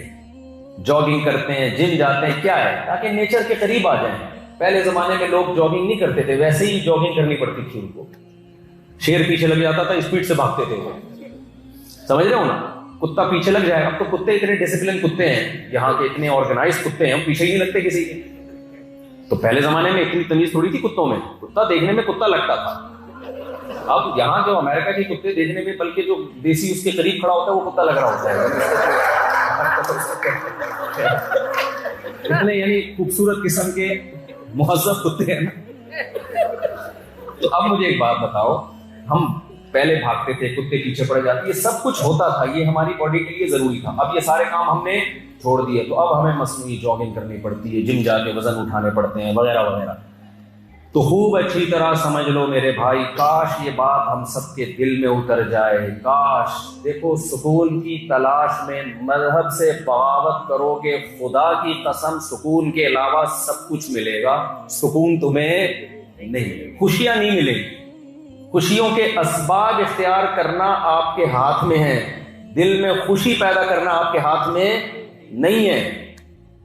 خوشی پیدا کرنا، خوشی اللہ پیدا کرتا ہے. تو انسان کی جو روحانی زندگی ہے نا، اس میں بھی اس کو نیچر کو فالو کرنا پڑے گا. مادی زندگی میں نیچر کو فالو کروانے کے لیے ڈاکٹر ہیں، روحانی زندگی میں، اخلاقی زندگی میں نیچر کو فالو کروانے کے لیے اللہ نے پیغمبروں کو بھیجا ہے. کیوں؟ آپ اپنی عقل سے اپنی اخلاقیات کو خود سلیکٹ نہیں کر سکتے، خود آپ ایکسپلین نہیں کر سکتے کہ کون سا کام اخلاقی ہے اور کون سا کام غیر اخلاقی ہے. یہ انسانی عقل پہ نہیں چھوڑا جا سکتا. دیکھو ایک مثال سے سمجھاتا ہوں. اللہ نے انسان کو بہت ذہین بنایا، لیکن مادی لحاظ سے بھی اور روحانی یعنی اخلاقی لحاظ سے بھی انسان کو تربیت کی ضرورت ہے. دیکھو بکری کا بچہ جب پیدا ہوتا ہے تو ڈائریکٹ بکری کے تھنوں کی طرف لپکتا ہے. آپ اسے چائے میں بسکٹ ڈال کے پکڑا دیں، وہ کبھی بھی بولو نا نہیں کھائے گا. آگ کا انگارہ اس کے سامنے رکھ دیں، وہ کبھی بھی نہیں کھائے گا. گوشت اس کے سامنے رکھ دیں، وہ کبھی بھی نہیں کھائے گا. شیرنی کا بچہ جب پیدا ہوتا ہے، خربوزے لا کے رکھ دو اس کے سامنے، آپ اس کو بتاؤ کہ سبزی کھانے کے اتنے فائدے، ویجیٹیرین بنو، وہ کبھی بھی نہیں بنے گا. آپ یوٹیوب پہ کتنے کلپ دکھا دو اس کو، وہ نہیں بنے گا. بکری کو آپ کیٹو ڈائٹ پہ لے آؤ، آج کل کیٹو ڈائٹ پہ بہت یوٹیوب پہ کلپ آ رہے ہیں نا. یہاں تو وہ کیٹو کا حساب ختم ہو گیا، سنا پاکستان میں آ رہا ہے. یہاں پہلے تجربہ ہو کے بہت سارے لوگ قبرستان چلے جاتے ہیں، پھر ہم لوگ کے یہاں وہ چیزیں آتی ہیں. اب کچھ ڈاکٹروں نے کیٹو ڈائٹ بالکل لوگوں سے روٹی چاول ہی چھڑوا دی انہوں نے، اناج غلہ چھڑوا کے ڈائریکٹ گوشت ٹنڈے منڈے بس. یہ تو ہر چیز میں مبالغہ ہو رہا ہے. تو اور جب تک غلو نہ ہو تو منجن بکتا بھی نہیں ہے. جب تک زمین اور آسمان کے وہ کلابے نہ ملائے جائیں نا کسی چیز کے فضائل میں، تو منجن بھی نہیں بکتا ہمارے یہاں. اب وہ ایک صاحب مجھے ملے کراچی کہہ رہے ہیں یار منجن کے الفاظ ہی یہاں سننے کو نہیں مل رہے. تو کیا ہے کہ بھائی آپ نے بکری کے بچے کو کیٹو ڈائٹ پہ لے آیا، یا بھینس کو آپ نے کہا تمہارا ویٹ اتنا ہے، نہ تم سے چلا جاتا ہے نہ تم بیٹھا جاتا ہے، تم کیٹو پہ آ جاؤ، اس کو کلپ دکھا کے گوشت آؤ اتنا تم یہ فیٹ وغیرہ. آپ پوری ایڑی چوٹی کا زور لگا دو گے، اس نے کھانا کیا ہے؟ گھاس. اسی کو قرآن میں اللہ نے فرمایا احسن کل شیء خلقہ ثم ہدی. اللہ نے ہر چیز کو بہترین انداز سے بنایا، پھر ہدا کا مطلب اسے گائیڈ کیا کہ اسے کرنا کیا ہے. جانوروں کو گائیڈنس اللہ تعالیٰ دے چکا ہے. سمجھتے ہو گے نہیں سمجھتے؟ اس کے لیے اللہ نے وحی کا لفظ استعمال کیا. انسانوں کی گائیڈنس کے لیے بھی اللہ نے وحی کا لفظ استعمال کیا، اور جانوروں کو بھی گائیڈنس کے لیے بھی اللہ نے بولو نا وحی کا لفظ. دیکھو انسانوں کی گائیڈنس کے لیے وحی جو قرآن ہے یہ کیا ہے؟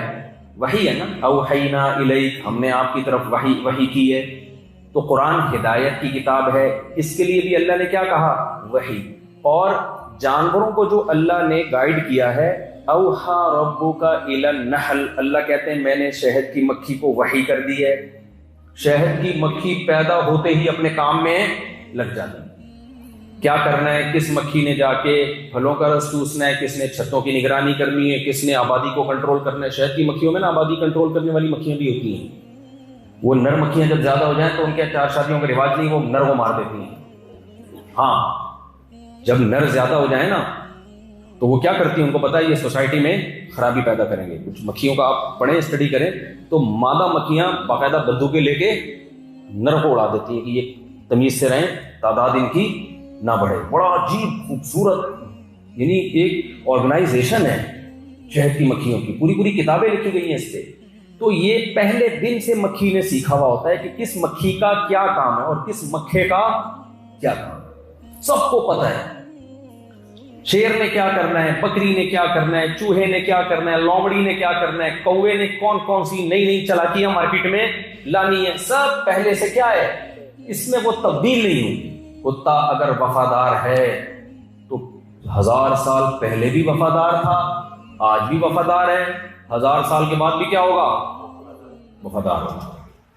اور طوطا بے وفائی میں مشہور ہے نا، طوطا چشمی کہتے ہیں نا، طوطا چشمی، طوطے کو آپ کتنا ہی پال لو، جس دن پنجرے کا دروازہ کھلا رہا طوطا مارکیٹ سے شارٹ، بے وفا، آپ کتنا ہی اس کی تربیت کر لو وہ بھاگ جائے گا بھائی، وہ نہیں رکنے والا۔ تو اوحا، اللہ نے ان جانوروں کو بھی کیا کی ہے بھائی، وحی کی ہے، ان کو ان کے راستے پہ چلا دیا۔ انسان کو بھی اللہ نے وحی کی ہے، انسان کی جو وحی ہے، اب آپ دیکھو کتنا ذہین حیوان ہے انسان، لیکن آپ دیکھو جب جانور کا بچہ پیدا ہوتا ہے نا، اسے جیسا ہونا چاہیے وہ پہلے دن سے ویسا ہوتا ہے، لیکن انسان کا بچہ جب پیدا ہوتا ہے اس کے سامنے آپ آگ کا انگارہ رکھو، فوراً اٹھا کے بولو منہ میں ڈالے گا، زبان جلا دے۔ انسان کے بچے کی بڑی کیئر کرنی پڑتی ہے، یہ دور کر دو، یہ دور کر دو، لکھا ہوتا ہے تمام دوائیں بچوں کی پہنچ سے دور رکھیں، اس لیے کہ بچے اب تو کہہ رہے ہیں طبیعت زیادہ خراب ہو تو ڈاکٹر سے رابطہ کریں، جب اتنی بات ہو گئی ہے تو استعمال سے قبل بوتل کو اچھی طرح ہلا بھی لیں، اتنی نالج دے رہے ہیں پوری باتیں ہو جائے۔ تو اب کیا ہے کہ جانور، انسان جو ہے نا وہ بات بات میں محتاج ہے، حالانکہ ذہین ہے پھر بھی غلطیاں کر رہا ہے، جانور بے وقوف ہے پھر بھی غلطی بولو نہیں کر رہا۔ بھائی فرق کیا ہے؟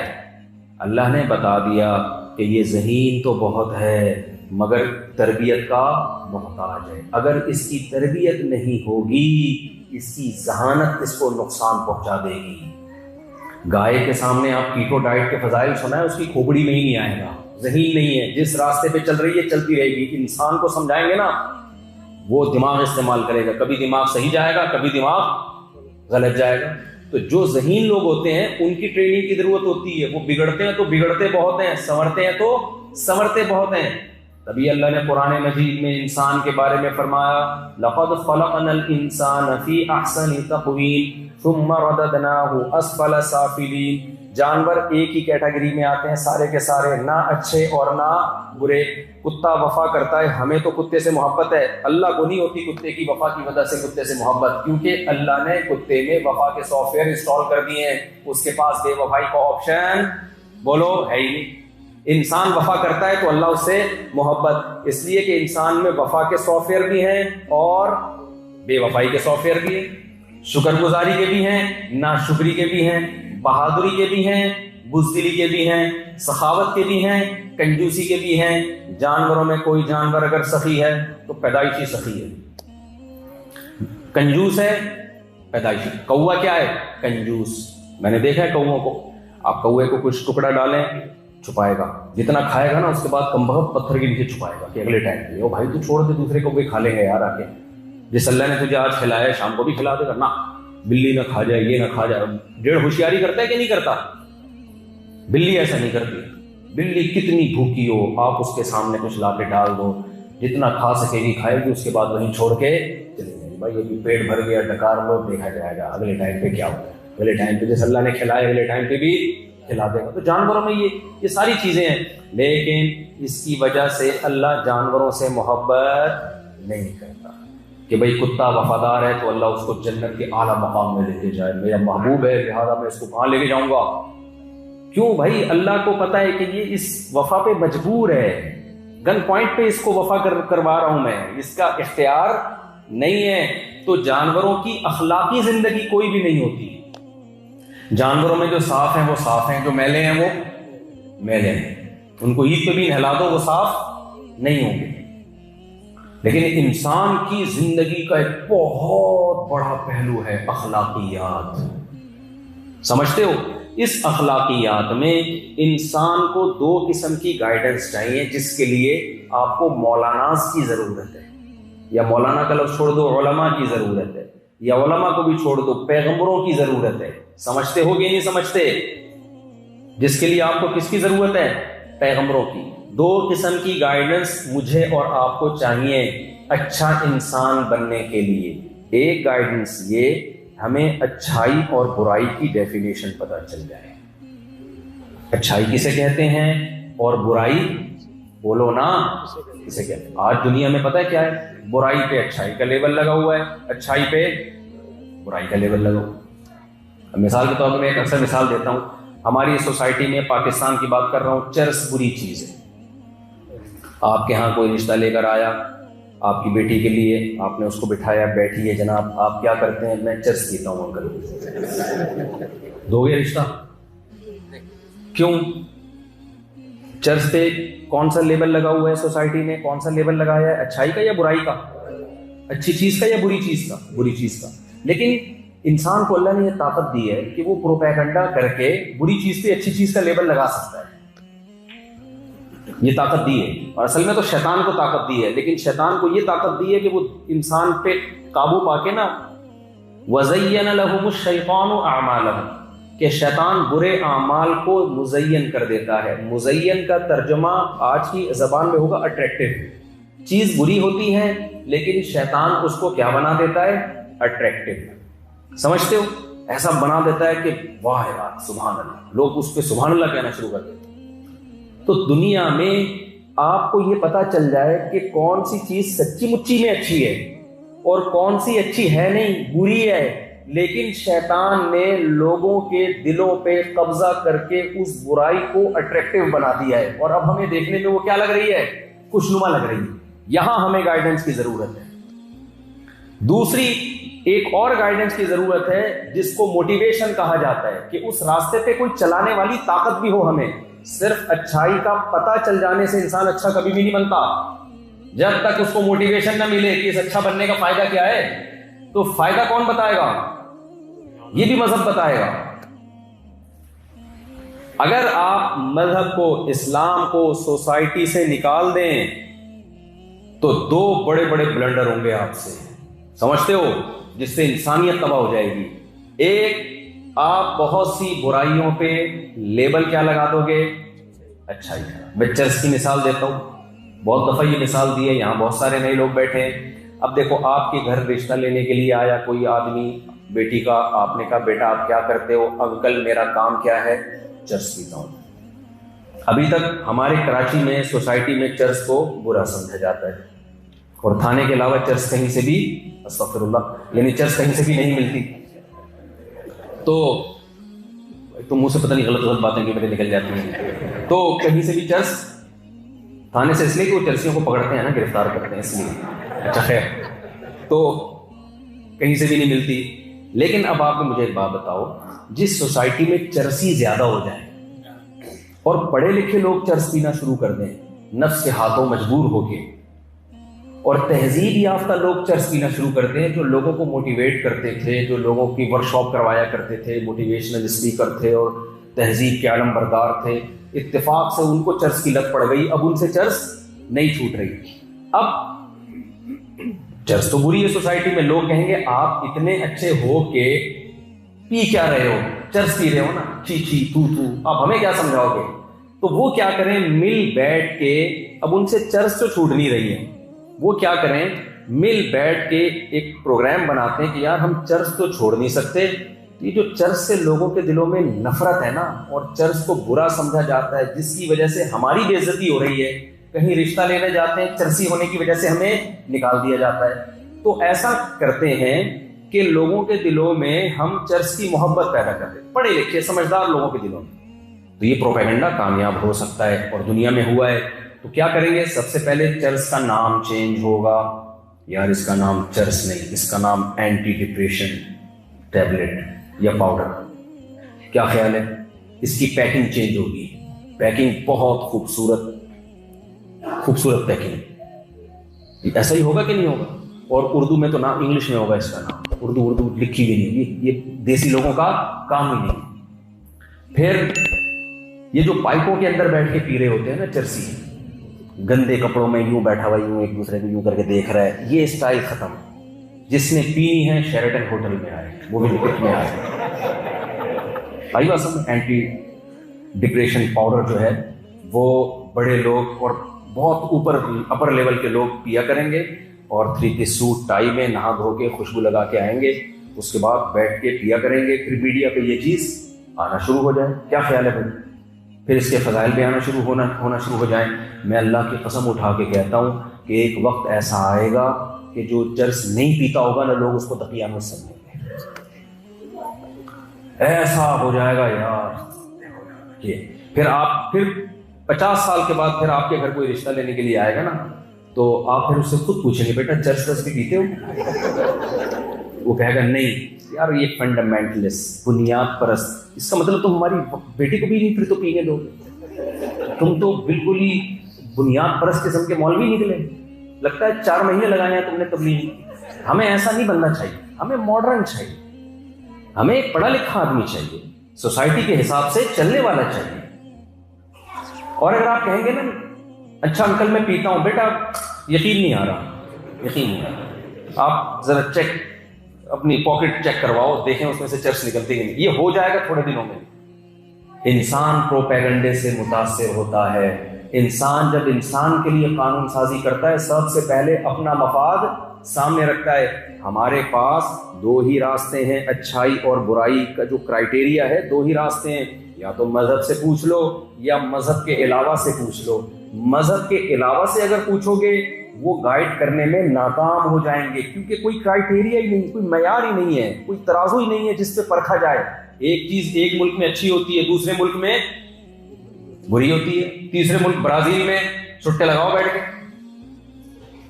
मैं यूरोप जब गया तो हमारे साथियों ने कहा चलो ब्राजील चलते हैं। मैंने कहा वहां क्या है? उन्होंने कहा वहां चर्च अलाउ है। वो चर्च नहीं पीते थे, कहते हैं ये मंदिर देखेंगे। मैंने कहा भाई है भाई। वैसे ही वो मजाक में उन्होंने कहा कि वहां सब अलाउ है। तो किसी मुल्क में शराब अलाउ है, किसी मुल्क में अलाउ नहीं है। तो भाई आप तराजू क्या है, मैयार क्या है? एथियस्ट जो है ना, जो खुदा के मुनकिर हैं, उनके पास तो यानी जिंदगी गुजारने की अलिफ बे भी नहीं है उनके पास। वो तो फैसला कर ही नहीं सकते कि अच्छा क्या है बुरा क्या है। एक एथियस्ट ने कहा कि जो मुसलमान है ना, मैं आपको ये तकरीर ये कर रहा हूँ समझाने के लिए कि आप कितने ही पढ़े लिखे मुल्क में हो, आपको इस्लाम की जरूरत यहाँ ज्यादा है। नेचर से हटने के इम्कान मेरे कम है, आपके ज्यादा हैं। समझते हो कि नहीं समझते? आपको नेचर पे लाने के लिए, आपके लिए इस्लाम की जरूरत हम गरीबों से, पाकिस्तानी जिनको गरीब कहा जाता है ना, हमसे क्या है बोलो? ज्यादा है। आप अगर नेचर से हट गए, और नेचर इस्लाम नेचर ही का दूसरा नाम है। इस्लाम के अलावा कोई नेचर को डिफाइन और एक्सप्लेन करता ही नहीं है, कर सकता ही नहीं है। नहीं आ रही मेरा ख्याल है बात? देखो, किसी की तालीमात को परखने के लिए उसके कुछ अहम तालीमात को लेके परखा जाता है कि नेचर से अपील कर रही है कि नहीं कर रही। आप इस्लाम की तालीमात उठा के देखो, इस्लामिक लॉ की जो, मैं पहले वो मिसाल दे दूं, वो जो बात कुत्ते और बिल्ली, अबे कुत्ते बिल्ली वाली है वो अभी मैं बात कही हूँ, तो कुत्ते बिल्ली को लेके बैठे शेर वाली नहीं अभी बहुत। हाँ, वो यूरोप वाली तो हो गई। चले खैर आगे चलते हैं, याद आ जाएगी इंशाल्लाह। तो हाँ, मैं वो मुल्हिद की मिसाल दे रहा था कि मुल्हिद लोग जो है ना, ये मुसलमानों की बकरीद पे बड़ा इतराज करते हैं। ये जानवर काट काट के गोश्त खाते हैं। एक मुल्हिद ने इसी तरह का इतराज किया कि तुम लोग जानवरों को हलाल करते हो, जुल्म करते हो जानवरों पे, उनको भी तो जिंदा रहने का हक है। तो मैंने कहा भाई, हमारे पास तो एक दलील है कि अल्लाह कहता है वसख्खर लकुम मा फिस समावाति व मा फिल अर्दि जमीअन मिन्हु। अल्लाह है जिसने सब का सब तुम्हारे लिए मुसख्खर कर दिया। अल्लाह कह रहे हैं मैंने तुम्हारे लिए बनाया। अब असल कौन है? अल्लाह है ना, कायनात का मालिक है, उसको ये राइट है, उसने हमें ये राइट दे दिया। तो हमारे पास तो दलील है, हम इस दलील की बेस पे जानवर का गोश्त खाते हैं। आप किस बेस पे खाते हो? आपके साथ अगर हम बहस करना शुरू करते हैं, क़यामत आ जाएगी। आप अपने आप को मुजरिम की फहरिस्त से नहीं निकाल सकते, इसलिए कि अगर आप खुदा को नहीं मानते तो फिर इंसान भी इसी मिट्टी से ऑटोमेटिकली पैदा हो गया खुद ब खुद, और जानवर भी ऑटोमेटिकली खुद ब खुद पैदा हो गए। जानवर के पास तो अकल नहीं है बेचारा, वो शिकार करके खाता रहता है, या मजबूर भी है। वो शेर अगर नहीं खाएगा मर जाएगा भूख से। हमारे पास तो अकल है, हम तो गोश्त के बगैर भी जिंदा रह सकते हैं। आपने देखा नहीं, हिंदुओं में 90 साल के आपको नजर आएंगे जो वेजिटेरियन है, वो पूरी जिंदगी सब्जी पे गुजारा कर लेते हैं। तो आप किस बेस पे गोश्त खा रहे हो भाई? آپ کہتے ہو ڈاکٹر کہتے ہیں ضرورت ہے، ڈاکٹر میں بڑا اختلاف ہے، کچھ ڈاکٹر گوشت کے خلاف ہیں، بڑا اختلاف ہے. آپ وہ والا ڈاکٹروں کا فرقہ کیوں نہیں فالو کرتے جو کہتے ہیں گوشت مت کھاؤ؟ گوشت والا فرقہ ہی کیوں سمجھ میں آ رہا ہے آپ کے؟ اور اگر تھوڑا سا فائدہ بھی ہے تو ایک اپنے فائدے کے لیے کسی معصوم کی جان لینا حلال ہے، لیگل ہے کیا؟ عقل کیا کہتی ہے؟ اجازت ہے اس کی؟ بھائی ایک قربانی کے دنوں میں لوگ مجھ سے مسئلہ پوچھتے ہیں کہ مفتی صاحب ہم نے گائے ذبح کی، اس کے پیٹ سے بچہ نکلا، یہ تو ظلم ہو گیا، اس بچے کا کیا قصور ہے؟ میں نے کہا کیا اس کی اماں کوئی اس اماں کے کیا قصور تھے جس کی اس کو سزا دی ہے؟ بے قصور اس کا بچہ بھی ہے، بے قصور بولو اماں بھی ہے. تو اللہ نے اجازت دے دی تو نہیں کرنا چاہیے حاملہ کو، اگر کر دیا تو اب اس میں رونے دھونے کی ضرورت نہیں. ہائے معصوم بچے کی جان چلے گئی، تو وہ بھی تو کون سی گناہ گار ہے بھائی؟ کوئی فلم دیکھ کے تھوڑی آ رہی ہے، وہ کوئی سینما سے یا کسی بیل کے ساتھ اس کے غلط تعلقات تھوڑی ہے جس کی اس کو سزا ملی ہے. وہ بھی معصوم ہی ہے. جانور سارے کیا ہوتے ہیں؟ معصوم. گناہگار اور نیکوکار انسانوں میں ہوتے ہیں، جانوروں میں نہیں ہوتے، جانوروں میں تھوڑی ہوتے ہیں یہ. تو اگر آپ خدا کو نہیں مانتے، اسلام کو نہیں مانتے، میرے بھائی آپ قیامت آ جائے گی اچھائی اور برائی کا تعین نہیں کر سکتے. پھر آپ کو یہ فیصلہ کرنا پڑے گا. ایک وقت آئے گا فطرت سے بغاوت شروع کرو گے. جو اخلاقی جرائم سوسائٹی میں آ گئے، شراب آ گئی، ماں باپ کو اولڈ ہاؤس میں جمع کرنا آ گیا، نکاح کا فیملی سسٹم ختم، گرل فرینڈ آ گئی، پھر گرل فرینڈ کے بجائے بوائے فرینڈ آ گیا. یہ ساری چیزیں سوسائٹی میں اور ابھی اور بڑھیں گی آگے، یہ ملٹی پلائی ہوتی چلی جائیں گی. پتہ نہیں کہاں تک جائے گا یہ سارا. نشہ آ گیا. تو اگر آپ اسلام کی بات میں اس لیے کر رہا ہوں کہ اسلام کے علاوہ کوئی مذہب ہے ہی نہیں جو گائیڈ کرے ہمیں. اسلام کے علاوہ کوئی مذہب گائیڈ ہی نہیں کرتا. آپ دیکھو 1400 سال پہلے محمد صلی اللہ علیہ وسلم، آپ کا دعویٰ تھا میں میسنجر آف گاڈ ہوں. قرآن بھی کہتا ہے کہ یہ کیا ہے؟ اے نبی آپ لوگوں کو کہہ دیجئے کہ میں تمام لوگوں کے طرف پیغمبر بنا کے بھیجا ہوں، گاڈ کا میسنجر ہوں. اللہ تمام پیغمبروں کو اس شبہ سے بری رکھتے ہیں کہ لوگ یہ نہ سمجھے کہ یہ اپنی تعلیمات ہیں جو انہوں نے کس کی طرف منسوخ کر دی؟ اللہ کی طرف. اس لیے اللہ نے پیغمبر کو لکھنا پڑھنا نہیں سکھایا. ہمارے پیغمبر صلی اللہ علیہ وسلم کسی یونیورسٹی یا اسکول میں بولو نہیں پڑھے تاکہ کوئی شبہ نہ ہو کہ فلاں استاذ نے سکھایا فلاں. تبھی مشرکین مکہ بڑی ٹینشن میں رہتے تھے کہ یہ ایسی باتیں کرتے کہاں سے، پوری وراثت کے قانون کیسے بتا دیے انہوں نے. یہی امریکہ کا واقعہ ہے. ایک خاتون نے کہا کہ مجھ سے میں نے کسی وکیل سے کہا میں مر جاؤں گی تو میری وراثت کیسے؟ انہوں نے کہا امریکہ کے قانون سے. انہوں نے کہا اگر میں اسلام کے حساب سے تقسیم کرنا چاہوں. انہوں نے کہا ٹھیک ہے امریکن لا آپ کو اجازت دیتے ہیں، آپ وصیت لکھ دیں، ابھی سے بتا دیں کس کا کتنا حصہ. تو انہوں نے مجھ سے فتویٰ لیا. مجھ سے پوچھا کہ بھائی میں اگر مر جاؤں تو میرے ہسبینڈ کا کتنا ہوگا، میرے ماں کا کتنا حصہ، باپ کا کتنا حصہ، بھائی بہنوں کا ہوگا کہ نہیں ہوگا. بیٹے میں نے پورا فتویٰ لکھ کے دے دیا. کہتی انہوں نے وکیل کو دکھایا. انہوں نے کہا یہ کہاں سے لا لایا؟ بڑا شاندار لا ہے لیکن لیا کہاں سے؟ انہوں نے کہا وہ کراچی میں مولانا صاحب ہیں. انہوں نے وہ مولانا نے کہاں سے لیا؟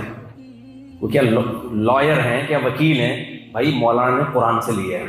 1400 سال پہلے ایک ایسے پیغمبر نے یہ لا وراثت کا بنا کے دیا جو نہ لکھنا جانتے تھے اور نہ بولو پڑھنا. اور 1400 سال سے وہ سوسائٹی میں چلا آ رہا ہے. اور اس سے بہتر سسٹم اب تک ساری دنیا کے سارے انسان مل کے بھی نہیں بنا سکتے. اس لا پہ ایک اعتراض کیا جاتا ہے جو کامن ہے کہ آدھا بیٹی کو آدھا دیا، بیٹے کو دگنا. یہ بڑا ایک اعتراض کیا جاتا ہے کہ بیٹی کو آدھی وراثت، بیٹے کو دگنی. یہ ظلم ہے، یہ ظلم ہے. حالانکہ جو یہ دعویٰ کر رہے ہوتے ہیں نا ظلم ہے، وہ بیٹی کو 1 روپیہ بھی نہیں دے رہے ہوتے. نہ بیٹے کو دے رہے ہوتے نہ بیٹی کو دے رہے ہوتے. لیکن اس لا کی خوبی دیکھو، بیٹی کو آدھا دیا، بیٹے کو دگنا، مگر بیٹے پہ خرچے کیا کر دیے؟ 10 گنا زیادہ ڈال دیے. بیٹی پہ خرچہ کچھ بھی نہیں ڈالا. آپ کی کمپنی آپ کو 1 لاکھ روپے تنخواہ دیتی ہے اور ان کو 50,000 روپے تنخواہ دیتی ہے. ان کو غصہ آ گیا، بھائی اس کو 1 لاکھ مجھے 50,000 کمپنی کہتی ہے. پیٹرول بھی وہ خود ڈالے گا گاڑی میں، اور جو ہے مینٹیننس بھی خود، بیماری کا خرچہ بھی خود، مکان کا کرایہ بھی خود. 20 خرچے 2 لاکھ روپے کے ڈال دیے. اور آپ سے کہا یہ 50,000 آپ کے غریبی کے، گاڑی کی گیس ہمارے ذمہ، مکان کا کرایہ ہمارے ذمہ، آپ بیمار ہو جاؤ گے علاج ہمارے ذمہ، وغیرہ وغیرہ. تو یہ ٹوٹلی 50,000 آپ کے بچا لیے. اب بیٹا اور بیٹی تھے, بیٹے کو 1.5 لاکھ روپے ملا, بیٹی کو 50,000 ملے, تو بیٹے کی شادی ہوگی, مہر کا خرچہ کس پر ہے؟ بیٹے پر. ولیمے کا بارات اسلام میں نہیں ہے, ولیمے کا خرچہ کس پر ہے؟ بولو نا میرے بھائی, بیٹے پر. بیوی کا ساری زندگی کا نان نفقہ, جس میں گیس کا بل, بجلی کا بل, مکان کا کرایہ, اور بعض لوگوں کا 4 دفعہ کرایہ, استغفر اللہ, اور جو ہے اور کیا نام ہے